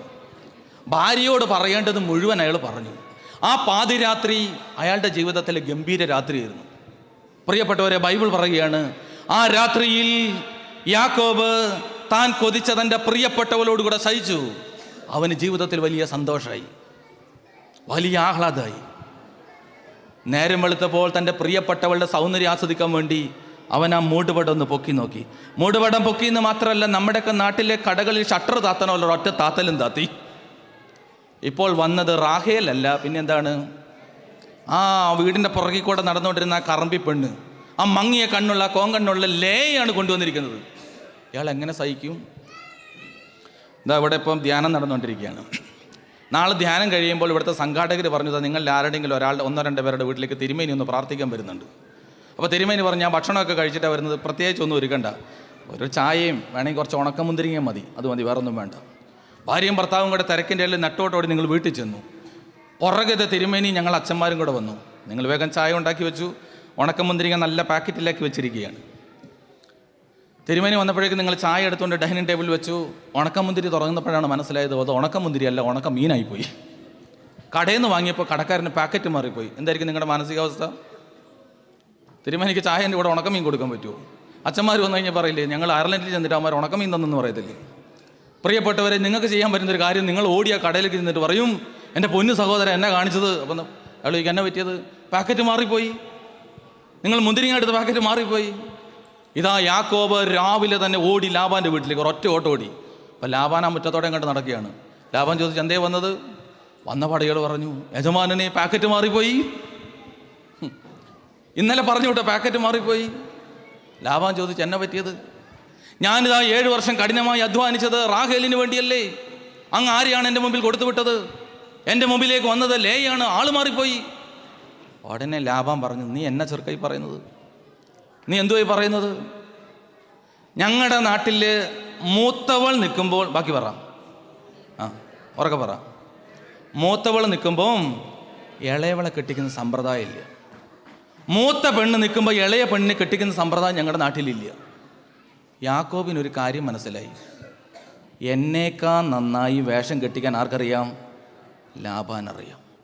ഞാൻ കണ്ണ് കാണാത്ത എൻ്റെ അപ്പൻ്റെ മുമ്പിൽ ചില വേഷം കെട്ടെടുത്തെങ്കിൽ ആ കപടതയും വേഷം കെട്ടുന്നത് എൻ്റെ പിന്നാലെ വന്നു. സൂര്യനൊന്ന് ഇരുണ്ടപ്പോഴേക്കും എൻ്റെ ജീവിതത്തിൽ ഇതാ ഈ വേഷം കെട്ട് എന്നെ കയറി ബന്ധിച്ചു. നീ വല്ലതും മിണ്ടാൻ പറ്റുമോ? ഈ ലിങ്ക് നിങ്ങൾക്ക് മനസ്സിലായോ? മനസ്സിലായില്ല. മനസ്സിലായെങ്കിൽ ഒരു ഹല്ലേലൂയ പറ, ഒന്നോട് ഉറക്കെ പറ. ഇതെന്തിനാ ബൈബിളിൽ എഴുതി വെച്ച പ്രിയപ്പെട്ടവരെ?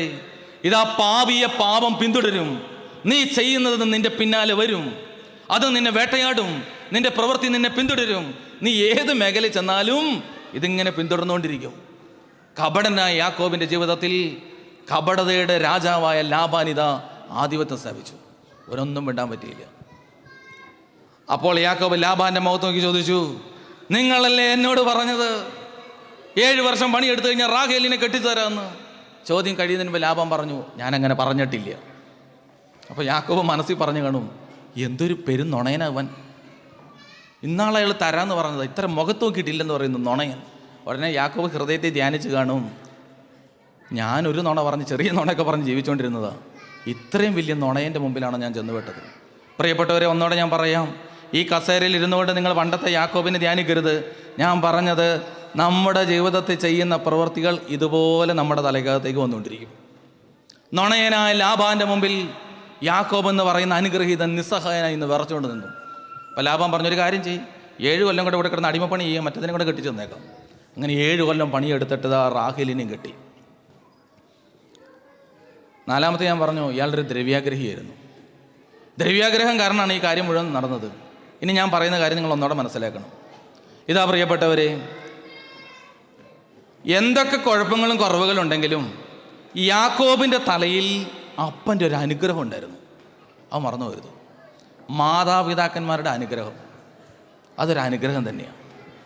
യാക്കോബിൻ്റെ തലയിൽ അപ്പനായ ഇസഹാക്കിൻ്റെ അനുഗ്രഹം കിടന്നുകൊണ്ട് അവൻ ചെന്ന സ്ഥലത്തൊക്കെ അനുഗ്രഹം ഉണ്ടായി. ഒരു സമ്പത്തും ഇല്ലാതെയാണ് അവൻ ഓടിയത്.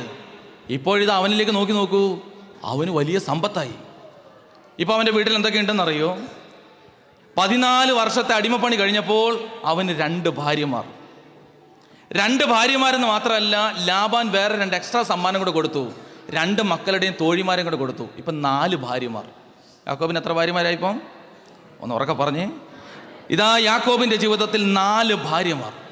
ഇനി ഞാൻ പറയുന്ന അത്ര നല്ല ഭാഷയല്ല, എങ്കിലും ഇത് ഇങ്ങനെയല്ലാതെ എനിക്ക് വിശദീകരിക്കാൻ അറിയില്ല. ഇപ്പോൾ യാക്കോബിൻ്റെ കൂടാരത്തിൻ്റെ അകത്ത് എന്താ പരിപാടി എന്നറിയോ? പ്രസവത്തോട് പ്രസവം. ലേയ പ്രസവിക്കുന്നു, റാഹേൽ പ്രസവിക്കുന്നു, അവരുടെ തോഴിമാർ പ്രസവിക്കുന്നു. എന്ന് വെച്ചാൽ അതിൻ്റെ അർത്ഥം എന്താ? വർദ്ധിക്കുകയാണ് യാക്കോബ്. യാക്കോബ് പെരുകുകയാണ്. പുത്രസമ്പത്ത് വർദ്ധിച്ചു. 10-11 മക്കളായി, 4 ഭാര്യമാർ.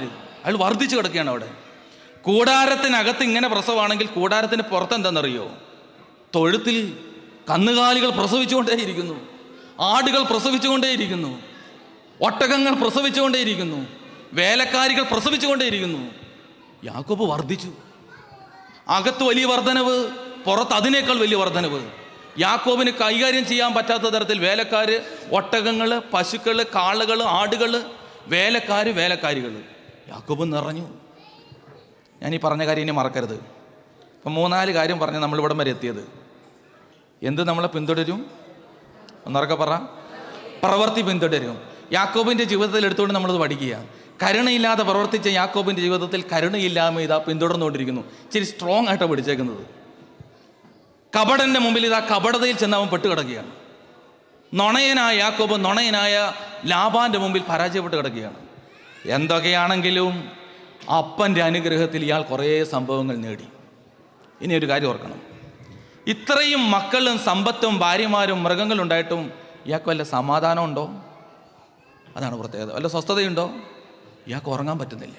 ഈ ഒരു സത്യം നമ്മൾ മനസ്സിലാക്കണം. പാപി പാപത്തിലൂടെ എന്ത് നേടിക്കഴിഞ്ഞാലും, എന്ത് ദൈവാനുഗ്രഹം എന്ന് പറഞ്ഞാലും സ്വസ്ഥത ദൈവം തരത്തില്ല. ഇതാണ് പാപത്തിൻ്റെ പ്രത്യേകത. പാപത്തിൻ്റെ മേഖലയിൽ കിടന്നുകൊണ്ട് നമ്മൾ എന്തോരം പണം ഉണ്ടാക്കിയാലും, എന്തോരം ആരോഗ്യം ഉണ്ടാക്കിയാലും, എത്ര അനുഗ്രഹീത മക്കളെ വളർത്തിയാലും ഇത് നമ്മളെ ഞെരുക്കാൻ തുടങ്ങും. യാക്കോബ് കൂടാരം കെട്ടി കൂടാരത്തിനകത്ത് കിടക്കുമ്പോൾ കൂടാരത്തിൻ്റെ പുറത്ത് നിന്നൊരു പിറുവിറുപ്പ് കേട്ടു. യാക്കോബ് ശ്രദ്ധിച്ചു നോക്കി. എന്താ പിറുവിറുക്കെന്നറിയോ? അമ്മായപ്പനായ ലാബാനും മക്കളും കൂടെ പറയുകയാണ്, ഈ ഇസ്രായേൽക്കാരൻ വന്നേ പിന്നെയാണ് നമ്മുടെ ജീവിതത്തിൽ പ്രശ്നം ഉണ്ടായത്, ഇവന് എങ്ങനെയും തകർക്കണം. സ്വസ്ഥത നഷ്ടപ്പെട്ട യാക്കോബ് ഭാര്യമാരെ വിളിച്ചിട്ട് പറഞ്ഞു, ഇവിടത്തെ നിപ്പ് അത്ര നല്ലതല്ല, നമുക്ക് ഓടിയേക്കാം. ഈ ഒരു പാതിരാത്രിക്ക് ഭാര്യമാരെയും മക്കളെയും യാക്കോബ് കൂടെ കൂടിയിട്ട് അവൻ്റെ ഒറ്റ ഓട്ടം ഓടി. യാബോക്ക് നദിയുടെ തീരത്ത് വന്നിട്ടാണ് പുള്ളി നിന്നത്. പുറകോട്ട് നോക്കുമ്പോൾ ഒരു കാഴ്ച കണ്ടു. ഇത് അമ്മായപ്പനായ ലാബാനും ആങ്ങളമാരും കൂടെ കൂടി വടിയും പത്തലായിട്ട് വരുന്നു. അയാൾ കൈകൂപ്പി എന്നിട്ട് ചോദിച്ചു, എന്തേ അന്വേഷിച്ച് വന്നത്? ലാബാനും മക്കളും കൂടെ കൂടി വന്നു പറഞ്ഞു, നീ എന്നാ പരിപാടി കാണിച്ചത്? പാതിരാത്രിക്ക് ഒളിച്ചോടി കാണിച്ചു. അങ്ങനെയാണ് ഇങ്ങനെയാണ്. അവസാനം ഒരു സന്ധ്യ സംഭാഷണത്തിലെത്തി ഇങ്ങനെ ആ ഭാഗം കൂടെ അവസാനിപ്പിക്കുകയാണ്. അവിടെ കല്ലുകൊണ്ടൊരു കൂമ്പാരമുണ്ടാക്കി അതിര് വച്ചിട്ട് ലാബാൻ പറഞ്ഞു, യാക്കോബേ, നീയോ നിന്റെ സന്തതി പരമ്പരകളോ മേലിൽ ഈ കൂമ്പാരം വിട്ട് ഇപ്പുറത്തേക്ക് വരാൻ പാടില്ല. ഇനി അങ്ങോട്ട് പോകാൻ പറ്റുമോ? ഉണ്ടൂല. പോകാൻ പറ്റുമോ? പറ്റത്തില്ല. അപ്പോൾ യാക്കോബ് പറഞ്ഞു, ഈ യാബോക്ക് നദിയുടെ തീരത്തിൻ്റെ അക്കരെയാണ് എൻ്റെ സ്വന്തം വീട്, ഞാൻ എൻ്റെ നാട്ടിലേക്ക് പോകും. അങ്ങനെ അയാൾ ചിന്തിക്കുമ്പോൾ പെട്ടെന്ന് അയാളുടെ മനസ്സിലേക്ക് തോന്നി, അങ്ങനെ അങ്ങോട്ട് പോകാൻ പറ്റൂല. അവിടെ ആരുണ്ട്? പണ്ട് അവിടെ ചതിച്ചിട്ട് പോകുന്ന എൻ്റെ ചേട്ടൻ ഏശാവുണ്ട്. വേഗം 2 ദൂതന്മാരെ വിളിച്ചിട്ട് പറഞ്ഞു, വേലക്കാരെ വിളിച്ചിട്ട് പറഞ്ഞു, നിങ്ങൾ അക്കരെ നാട്ടിൽ പോയെന്ന് അന്വേഷിക്കുക. എൻ്റെ ചേട്ടനായ ഏശാവിനെ പണ്ട് ചതിച്ചിട്ടാണ് വന്നത്.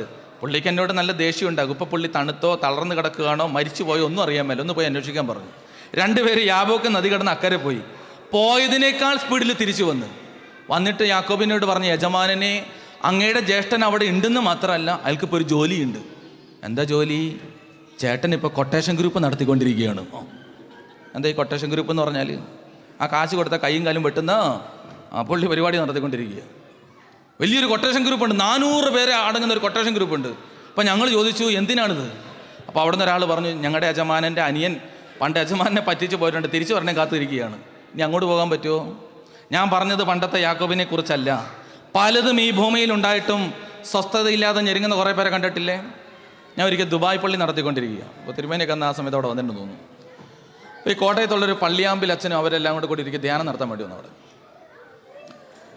അപ്പോൾ അച്ഛൻ ഇങ്ങനെ ധ്യാന ശുശ്രൂഷയിൽ പ്രസംഗമൊക്കെ നടത്തി. അപ്പോൾ അച്ഛൻ്റെ മകളുടെ കുറേ കാര്യങ്ങളൊക്കെ പറഞ്ഞു. അപ്പോൾ ഈ 2 പിള്ളേർ, ഈ കോതമംഗലത്തുള്ള 2 പിള്ളേരെ പാട്ട് പാടാൻ വന്നു. അവൻ്റെ ഒരാളുടെ ഭാര്യ മാരകമായ അസുഖമൊക്കെ പിടിച്ചിരിക്കുക. ഇതൊക്കെ കഴിഞ്ഞപ്പോൾ ഒരു മനുഷ്യൻ എന്നെ വിളിച്ചിട്ട് 2 ചെക്കൻ്റെ എടുത്തുകൊണ്ട് തന്നിട്ട് പറഞ്ഞു, അച്ഛൻ ഇതിൽ എഴുതാൻ പറഞ്ഞു. അപ്പം എത്ര എഴുതണ്ടേ? 2 ചെക്കിലും ഒന്നിൽ 1,00,000 രൂപയും ഒന്നിൽ 1,20,000 രൂപ എഴുതിയിട്ട് എൻ്റെ കയ്യിൽ തന്നു. എന്നിട്ട് പറഞ്ഞു, ഇത് അവർക്ക് കൊണ്ട് കൊടുത്തേക്കാൻ പറഞ്ഞു. എന്നിട്ട് ഈ മനുഷ്യൻ എൻ്റെ മുറി കയറിയിട്ട് ഏങ്ങലടിച്ച് കരയുക. ഞാൻ മനസ്സിലാക്കിയെടുത്തോളം ആ ഇടവകയിലെ വലിയ ധനാഢ്യന്മാരിൽ ഒരാളാണ് അയാൾ. വലിയ കാശുകാരനാണ്. അയാൾ ഏങ്ങലടിച്ച് കരയുക. എന്നിട്ട് എന്നോട് പറഞ്ഞു, വൈകുന്നേരം വീട്ടിലൊന്ന് പോകണം.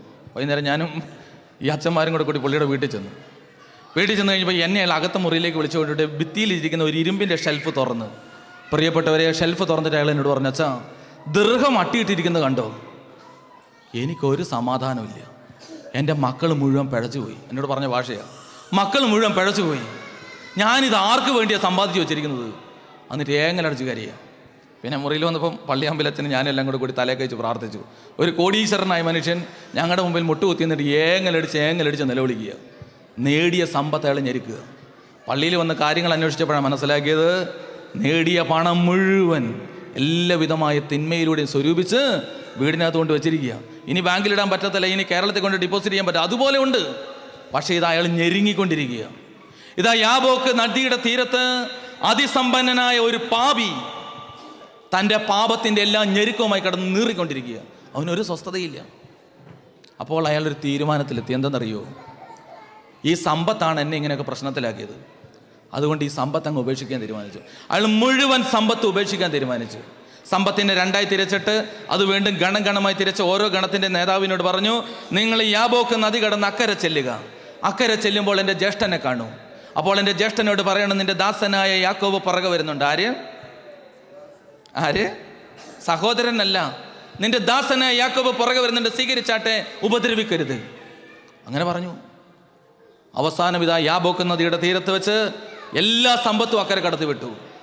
ബൈബിൾ പറയുകയാണ്, ഇപ്പോൾ യാക്കോബ് നോക്കുമ്പോൾ 4 ഭാര്യമാരും 11 മക്കളും കൂടെയുണ്ട്. അതുങ്ങളെ കെട്ടിപ്പിടിച്ച് ഉമ്മ വെച്ച് കൊടുത്തിട്ട് യാക്കോബ് പറഞ്ഞു, നിങ്ങളെ സംരക്ഷിക്കാൻ എന്നെ കൊണ്ട് പറ്റൂല.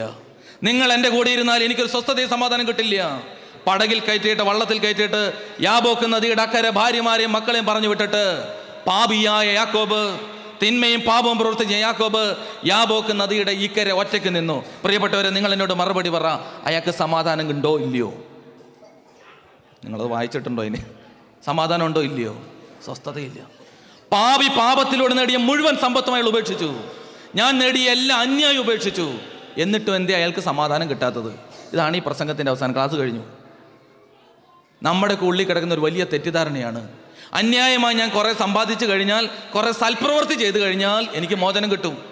12 അച്ഛന്മാരുടെ കാല് കഴുകി ഒരു നേർച്ച, 2 പാവപ്പെട്ട പിള്ളേരൊന്ന് കെട്ടിച്ചു വിട്ടു, ഒരു ഇല്ലാത്തവർക്ക് ഒരു വീട് വെച്ച് കൊടുത്തു, എന്നിട്ട് ഞെളിഞ്ഞ് നിന്നാലൊന്നും സ്വസ്ഥതയും സമാധാനവും സ്വർഗം കിട്ടൂല.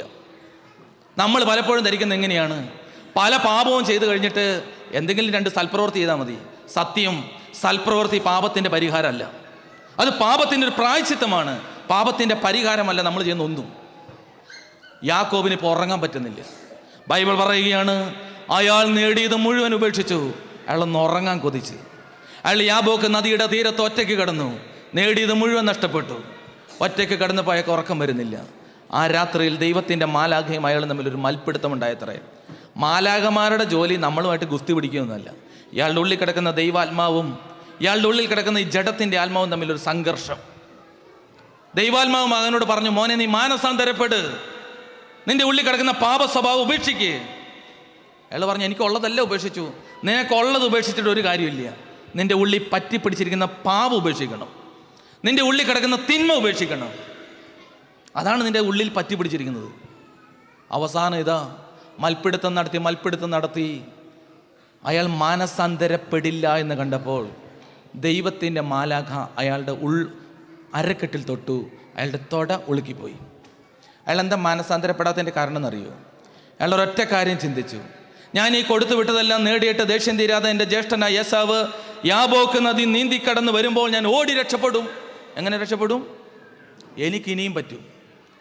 ഈ ധ്യാനത്തിൻ്റെ നമ്മൾ ഓർക്കണം, ഇനിയും നിനക്ക് രക്ഷപ്പെടാൻ പാപ വഴി ഉണ്ട് എന്ന് ചിന്തിക്കരുത്. ഇത് നമുക്ക് കിട്ടിയൊരു ദൈവിക ദാനമായി കാണണം. ഇതാ മാലാഖ ഇടപെട്ട ഒരു എൻകൗണ്ടറായി നമ്മൾ കാണുക. യാക്കോബ് പറഞ്ഞു, എനിക്കിനി എന്തെങ്കിലുമൊക്കെ സൂത്രപ്പണിയുണ്ട്.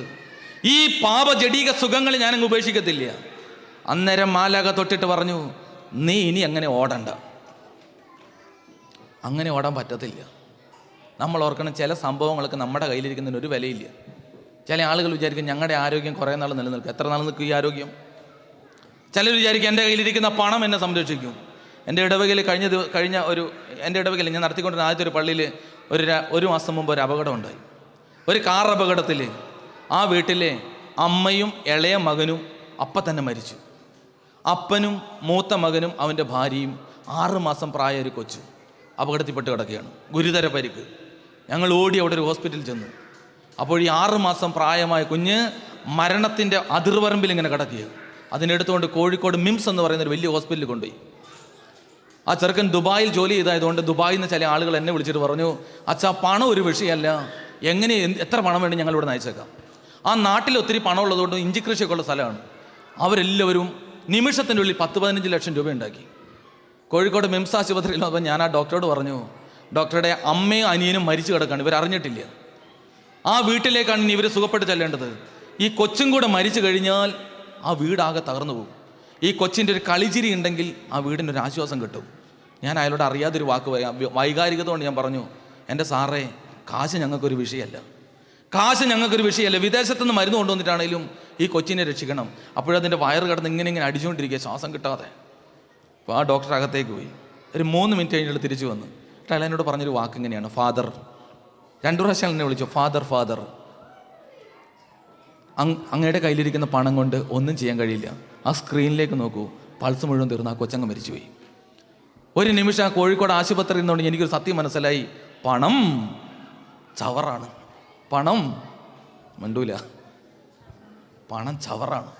ചില സമയത്ത് ഈ പണത്തിന് നമ്മൾ ഒന്നും സംരക്ഷിക്കാൻ കഴിയില്ല, അത് ചവറാണ്. യാക്കോബ് ഇതാ ജീവിതത്തിൽ ഉള്ളന്തട ഒളുക്കി കിടക്കുന്ന യാക്കോബിന് മനസ്സിലായി, എൻ്റെ ആരോഗ്യം ചവറാണ്, ഞാൻ നേടിയതെല്ലാം ചവറാണ്. പാപത്തിൽ നേടിയതെല്ലാം അവനൊരു സമാധാന സ്വസ്ഥതയും കൊടുത്തില്ല. ഇനി മുന്നോട്ട് പോകാൻ ഉള്ളിൽ കിടക്കുന്ന പാപം അവനെ സഹായിച്ചില്ല പ്രിയപ്പെട്ടവരെ. അപ്പോൾ അവനൊരു കാര്യം ചെയ്തു. അവൻ ആ മാലാഖയുടെ കാലെ കെട്ടിപ്പിടിച്ചിട്ട് ഒറ്റ കരച്ചിലാണ്. കർത്താവിനോട് കെട്ടിപ്പിടിച്ച് കരഞ്ഞു, കരുണ തോന്നി എന്നെ അനുഗ്രഹിക്കണം, എന്നെ അനുഗ്രഹിച്ചല്ലാതെ ഞാൻ നിന്നെ ഒന്ന് പറഞ്ഞേ. ഇനി നിങ്ങൾ എന്നോട് മറുപടി പറ, ഈ പ്രാർത്ഥന ശരിയോ തെറ്റോ? ഒരു വ്യക്തി അയാളുടെ നിസ്സഹാവസ്ഥയിൽ ദൈവത്തെ കെട്ടിപ്പിടിച്ചിട്ട് പറഞ്ഞു, എന്നെ അനുഗ്രഹിച്ചല്ലാതെ ഞാൻ നിന്നെ വിടുകയില്ല. ശരിയോ തെറ്റോ? ശരിയാണ്. ശരിയാണെങ്കിൽ അതിന് ഉത്തരം കിട്ടണ്ടേ? ഇയാൾ നിലവിളിച്ചപ്പോൾ തന്നെ മാലാഖ അനുഗ്രഹം എൻ്റെ തലയിൽ വെച്ച് കൊടുത്തോ? ഇല്ല, കൊടുത്തില്ല. അതുകൊണ്ടാണ് ഞാൻ പറഞ്ഞത്, ഈ പ്രസംഗത്തിൽ ഞാൻ ആദ്യം ഒരു കാര്യം പറഞ്ഞു, എന്തൊക്കെ മറന്നാലും ഒരു കാര്യം മറക്കരുതെന്ന് പറഞ്ഞു. അത് ഏത് കാര്യമായിരുന്നു? അത് ഞങ്ങൾ മറന്നുപോയി. ഏത് കാര്യമായിരുന്നു? അപ്പൻ ചോദിച്ചൊരു ചോദ്യം, നിന്റെ ഒന്ന് അവർക്ക് പറഞ്ഞേ, നിന്റെ പേരെന്താണ്?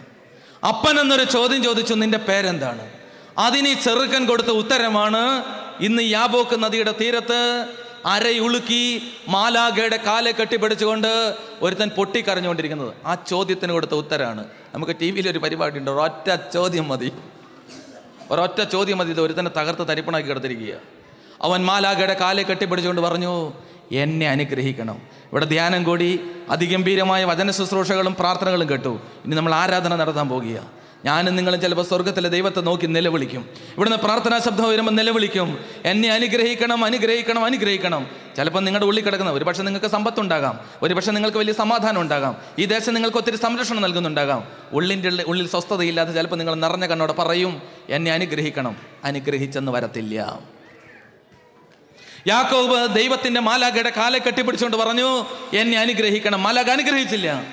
പകരം മാലാഖ ഒരു ചോദ്യം ചോദിച്ചു. അനുഗ്രഹം യാചിച്ചവനോട് മാലാഖ തിരിച്ചൊരു ചോദ്യം ചോദിച്ചു, ഞാൻ നിന്നെ അനുഗ്രഹിക്കാം, പക്ഷേ ഈ ചോദ്യത്തിന് ഉത്തരം പറയണം. നിന്റെ നിന്റെ പേരെന്താണ്? കണ്ടോ, മാലാഖ യാക്കോബിനോട് ചോദിച്ച ചോദ്യം ഇതാണ് പ്രിയപ്പെട്ടവരെ, നിന്റെ പേരെന്താണ്? മാലാഖയ്ക്ക് അറിയാൻ വരെ ഇവൻ്റെ പേരെന്താണെന്ന് അറിയാവോ? പിന്നെ എന്തിനാ ചോദിച്ചേ? മാലാഖയ്ക്ക് ഇവൻ്റെ പേരറിയാം, പിന്നെ എന്തിനാ ചോദിച്ചത്? പ്രിയപ്പെട്ടവരെ, മറഞ്ഞു കിടക്കുന്ന ഒരു പാപം, മറഞ്ഞു കിടക്കുന്ന ഒരു പാപം, അത് നിന്റെ ഉള്ളിൽ കെട്ടിക്കിടന്നാൽ മാലാഖയ്ക്ക് നിന്നെ തൊടാൻ പോലും കഴിയത്തില്ല.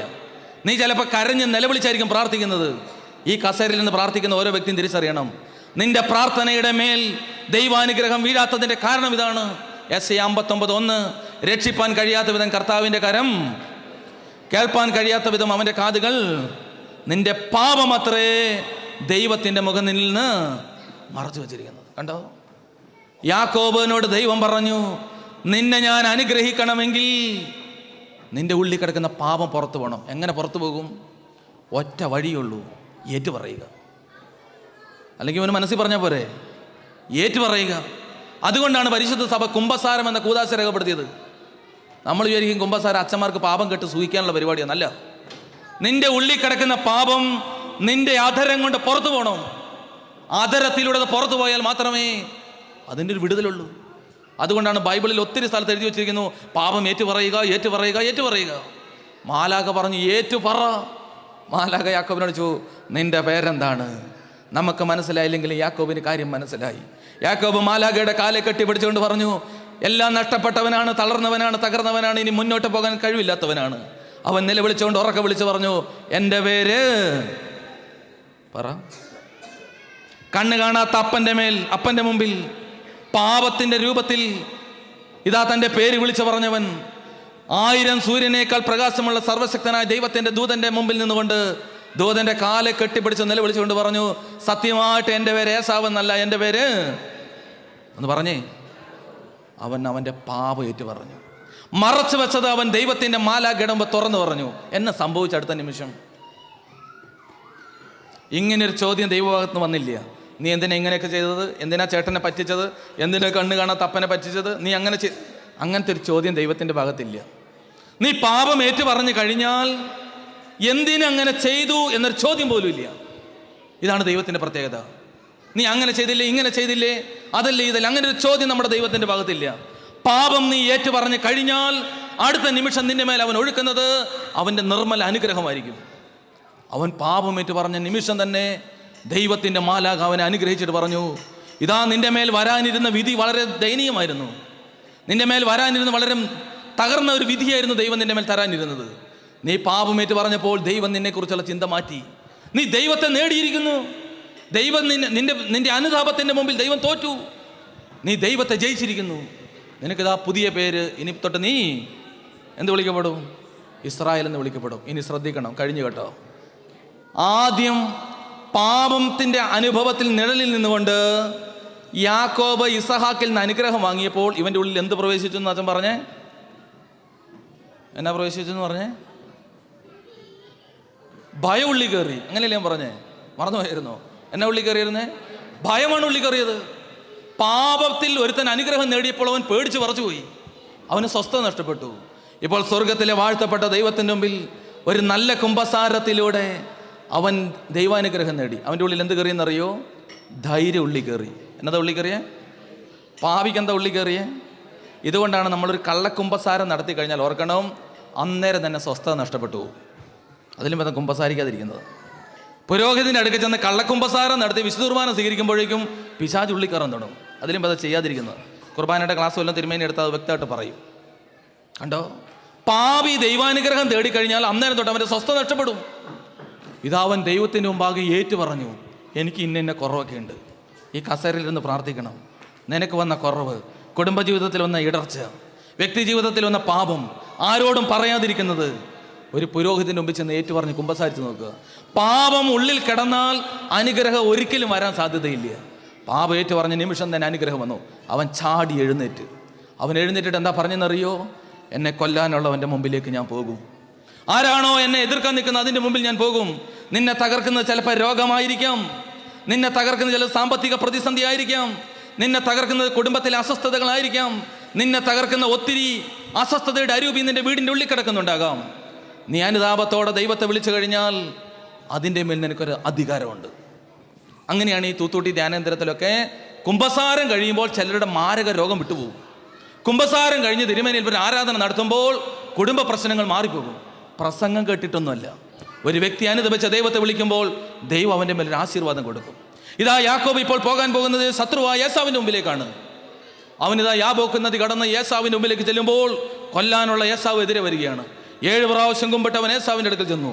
അവനറിയാം ഏസാവ് ഇപ്പോൾ തല്ലിക്കൊല്ലും. എന്നാൽ അവൻ അടുത്തെത്തിയപ്പോൾ ഏസാവ് അവനെ കെട്ടിപ്പിടിച്ചിട്ട് 2 കവിളിലും തുരുതുരാ ചുംബനം കൊടുത്തുകൊണ്ടിരുന്നു. ഒരു ഹല്ലേലൂയ പറ. എന്തിനാ ചുംബിച്ചതെന്നറിയോ? ദൈവം ഒരുത്തിന് അനുകൂലമായി കഴിഞ്ഞാൽ ശത്രു പോലും അവനോട് അനുകൂലത്തോടെ പെരുമാറും. റോമ 8:31 വചനം, കർത്താവ് എനിക്ക് അനുകൂലമെങ്കിൽ എന്ത് പ്രതികൂലം? ആര് പ്രതികൂലം? സഹോദരങ്ങളെ ഓർക്കണം, ഈ ധ്യാനം കൂടുമ്പോൾ നമ്മൾ ഈ സത്യം തിരിച്ചറിയണം. വ്യക്തിപരമായി നമ്മുടെ ജീവിതത്തിൽ കിടക്കുന്ന ഏതെങ്കിലും ഒരു പ്രതിസന്ധി അലട്ടുന്നുണ്ടെങ്കിൽ നീ ഒരു നല്ല കുമ്പസാരം നടത്തി നിന്റെ ദൈവത്തെ വിളിച്ചു നോക്കൂ. ആ പ്രതിസന്ധിയുടെ മേൽ നിനക്കൊരു അധികാരം ഉണ്ടാകും. ദൈവം അതിനെ അതിജീവിക്കാനുള്ള കൃപ നമുക്ക് അപ്പം തന്നെ തരാൻ തുടങ്ങും. അത് രോഗമാകട്ടെ, കടമാകട്ടെ, കുടുംബ പ്രശ്നമാകട്ടെ. ഈ കഴിഞ്ഞ ഡിസംബർ 31 തൂത്തോട്ടി ധ്യാന കേന്ദ്രത്തിൽ കുറേ ആൾക്കാർ ഇങ്ങനെ അനുഭവങ്ങളും അടയാളങ്ങളും വിളിച്ച് പറയുക. ഒത്തിരി പേര് പലതും പറഞ്ഞു. പക്ഷെ ഒരനുഭവം കേട്ട് ഞാൻ ഞെട്ടിപ്പോയി. ഒരു പെൺകൊച്ച് 6ാം ക്ലാസ്സിലെല്ലാം കണ്ട് പഠിക്കാൻ ലേണിംഗ് ഡിസബിലിറ്റി ആയിരുന്നു എന്ന് പറഞ്ഞ് അവിടെ കൊണ്ടുവന്നു. അന്ന് തിരുമേനി അച്ഛന് ലേണിംഗ് ഡിസബിലിറ്റി എന്ന് പറഞ്ഞ് അങ്ങോട്ട് കൊണ്ടുവന്നു. അതിൻ്റെ മേൽ വചനം വിളിച്ചു കൊടുത്തിട്ട് അതിൻ്റെ ആ പച്ച ശരീരത്തിൻ്റെ മേൽ, ആ മാംസത്തിൻ്റെ മേൽ, ആ കുറഞ്ഞ ബോധ്യത്തിൻ്റെ മേൽ ഇതാ പൗരോഹിത്യത്തിൻ്റെ കൃപയിൽ ഒരാശീർവാദം കൊടുത്തു വിട്ട് ആ കൊച്ചു വിളിച്ച് പറയുക, അതിന്ന് ഡിഗ്രിയൊക്കെ കഴിഞ്ഞ് നല്ല മാർക്കോടുകൂടി പഠിച്ച ക്ലാസ്സിലെല്ലാം വിജയിച്ച് ലേണിംഗ് ഡിസബിലിറ്റി ഒരു പെണ്ണ് അവിടെ ഇന്ന് പല കാര്യങ്ങളും ചെയ്തുകൊണ്ടിരിക്കുന്നു. നല്ല മാർക്കോടെ ജയിച്ചത്. CAക്ക് പഠിച്ചുകൊണ്ടിരിക്കുന്നു, CA പാസ്സായി. ലേണിംഗ് ഡിസബിലിറ്റി ഉള്ളൊരു പെണ്ണ് 6ാം ക്ലാസ് കഴിഞ്ഞാൽ അക്ഷരം പോലും അറിയാൻ മേലാത്ത തരത്തിൽ കടന്നത്. ഇതാ ഒരു ആശീർവാദം കിട്ടിക്കഴിഞ്ഞപ്പോൾ അതിൻ്റെ പഠന മേഖല ആശീർവദിച്ചു. ദൈവമക്കളെ ഓർക്കണം, അതിൻ്റെ അപ്പൻ്റെ സഹോദരൻ്റെ വീട്ടിൽ ഞങ്ങൾ UK വന്ന് താമസിച്ചത്. ദൈവമക്കളെ ഓർക്കണം. ശരിക്കും പറഞ്ഞാൽ ആ പെൺകൊച്ച് സാക്ഷ്യം പറഞ്ഞപ്പോൾ ഞാൻ കരഞ്ഞെന്തിനെന്നറിയോ? ആ കൊച്ചു സാക്ഷ്യം പറഞ്ഞുകൊണ്ടിരുന്നപ്പോൾ അത് പറയുകയാണ്, തിരുമേനി വിളിച്ച് പറഞ്ഞു, ലേണിംഗ് ഡിസബിലിറ്റി ഉള്ള പിള്ളേരെ അവൾ പഠിപ്പിക്കുമ്പോൾ ലേണിംഗ് ഡിസബിലിറ്റി ഉള്ള പിള്ളേർക്ക് പെട്ടെന്ന് കാര്യങ്ങൾ മനസ്സിലാവുന്നു. കണ്ടോ കൃപ പകരുന്നത് കണ്ടോ? ദൈവമക്കളെ നമ്മൾ ഓർക്കണം, പാപം ഏറ്റുപറഞ്ഞ് അനുദപിച്ചു കഴിഞ്ഞാൽ അതിൻ്റെ അപ്പനും അമ്മയും എല്ലാ ധ്യാനത്തിനും അവിടെ മുഴുവൻ സമയം മുട്ടുകുത്തിന്ന് പ്രാർത്ഥനയാണ്. അവർക്ക് കിട്ടിയൊരു അനുഗ്രഹം, ദൈവം ഭാഗ കാഴ്ചവെച്ചപ്പോൾ കിട്ടിയൊരു അനുഗ്രഹം. ഒരുപക്ഷെ ഒന്നിനും കുറവുണ്ടാകില്ല. നിന്റെ കുറവിൻ്റെ മേൽ നീ പാപമേറ്റ് പറഞ്ഞ് കുമ്പസാരിച്ച് ദൈവത്തെ വിളിക്കാൻ തുടങ്ങിയാൽ പിന്തുടരുന്നു വന്ന പാപം അവിടെ വെച്ച് മാച്ചു കളയും. യാക്കോബിൻ്റെ ജീവിതത്തിൽ കരുണയില്ലായ്മയും കപടതയും നുണയും ദ്രവ്യാസക്തി എല്ലാം പിന്തുടർന്നു.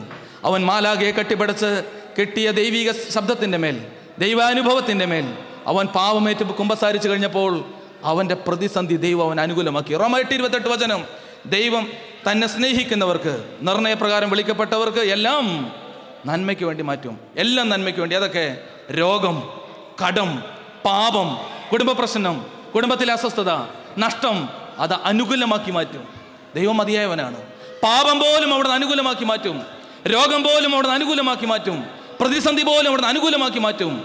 ദൈവം തന്നെ സ്നേഹിക്കുന്നവർക്ക്, നിർണയപ്രകാരം വിളിക്കപ്പെട്ടവർക്ക് എല്ലാം നന്മയ്ക്ക് വേണ്ടി മാറ്റും. പിന്നെ എന്തിന് പാപ ഉള്ളിൽ വെച്ചുകൊണ്ടിരിക്കുന്നു? നമ്മുടെ അച്ഛൻ എന്നെ വിചാരിക്കും, മറ്റുള്ളവരെന്ത് വിചാരിക്കും? ഇനി ഇത് പറഞ്ഞിട്ട് വല്ല കാര്യമുണ്ടോ? ഞാൻ ബാക്കിയെല്ലാം ചെയ്യുന്നുണ്ടല്ലോ. സഹോദര സഹോദരി, വർഷങ്ങൾ എത്ര കഴിഞ്ഞാലും സ്വർഗത്തിൽ ഈ ചോദ്യം വരും, നിന്റെ പേരെന്താണ്? നിന്റെ പേരെന്താണ്? അവനേറ്റ് പറഞ്ഞു. അവൻ ഏശാവിൻ്റെ അടുക്കൽ ചെന്നപ്പോൾ ഏശാവ് പറഞ്ഞു, എൻ്റെ പൊന്നനിയ, നീ എന്നെ ഈ കൊടുത്തു വിട്ടത്? യാക്കോബ് പറഞ്ഞു, എനിക്കൊന്നും വേണ്ട, ചേട്ടനെ പറ്റിച്ചെടുത്തല്ലേ, ഇരട്ടി എനിക്ക് ദൈവം തന്നു, എല്ലാം ചേട്ടനെടുത്ത്, എനിക്കൊന്നും വേണ്ട. ഏശാവ് ചുംബിച്ചിട്ട് പറഞ്ഞു, പൊന്നുമോനെ എനിക്കൊന്നും വേണ്ട. അല്ല, ഈ സമ്പത്ത് കുറച്ചെങ്കിലും എടുത്താട്ടെ. നിർബന്ധം സഹിക്കവയ്യാതെ വന്നപ്പോൾ ഏശാവ് കുറച്ചെടുത്തിട്ട് പറഞ്ഞു, ഇനി എല്ലാം നീ എടുത്തോ. ഇപ്പോൾ യാക്കോബിൻ്റെ സമ്പത്ത് ആശീർവദിക്കപ്പെട്ടോ ഇല്ലയോ? പറ, ആശീർവദിക്കപ്പെട്ടോ ഇല്ലയോ? ആശീർവദിക്കപ്പെട്ടു. ആശീർവദിക്കപ്പെട്ട സമ്പത്തിൽ 12 മക്കളുമായി യാക്കോബ് നിന്നപ്പോൾ സ്വർഗത്തിലെ വാഴ്ത്തപ്പെട്ട ദൈവം പറഞ്ഞു, ഏശാവിനെയല്ല, നിന്നെയാണ് ഞാൻ തെരഞ്ഞെടുത്തത്.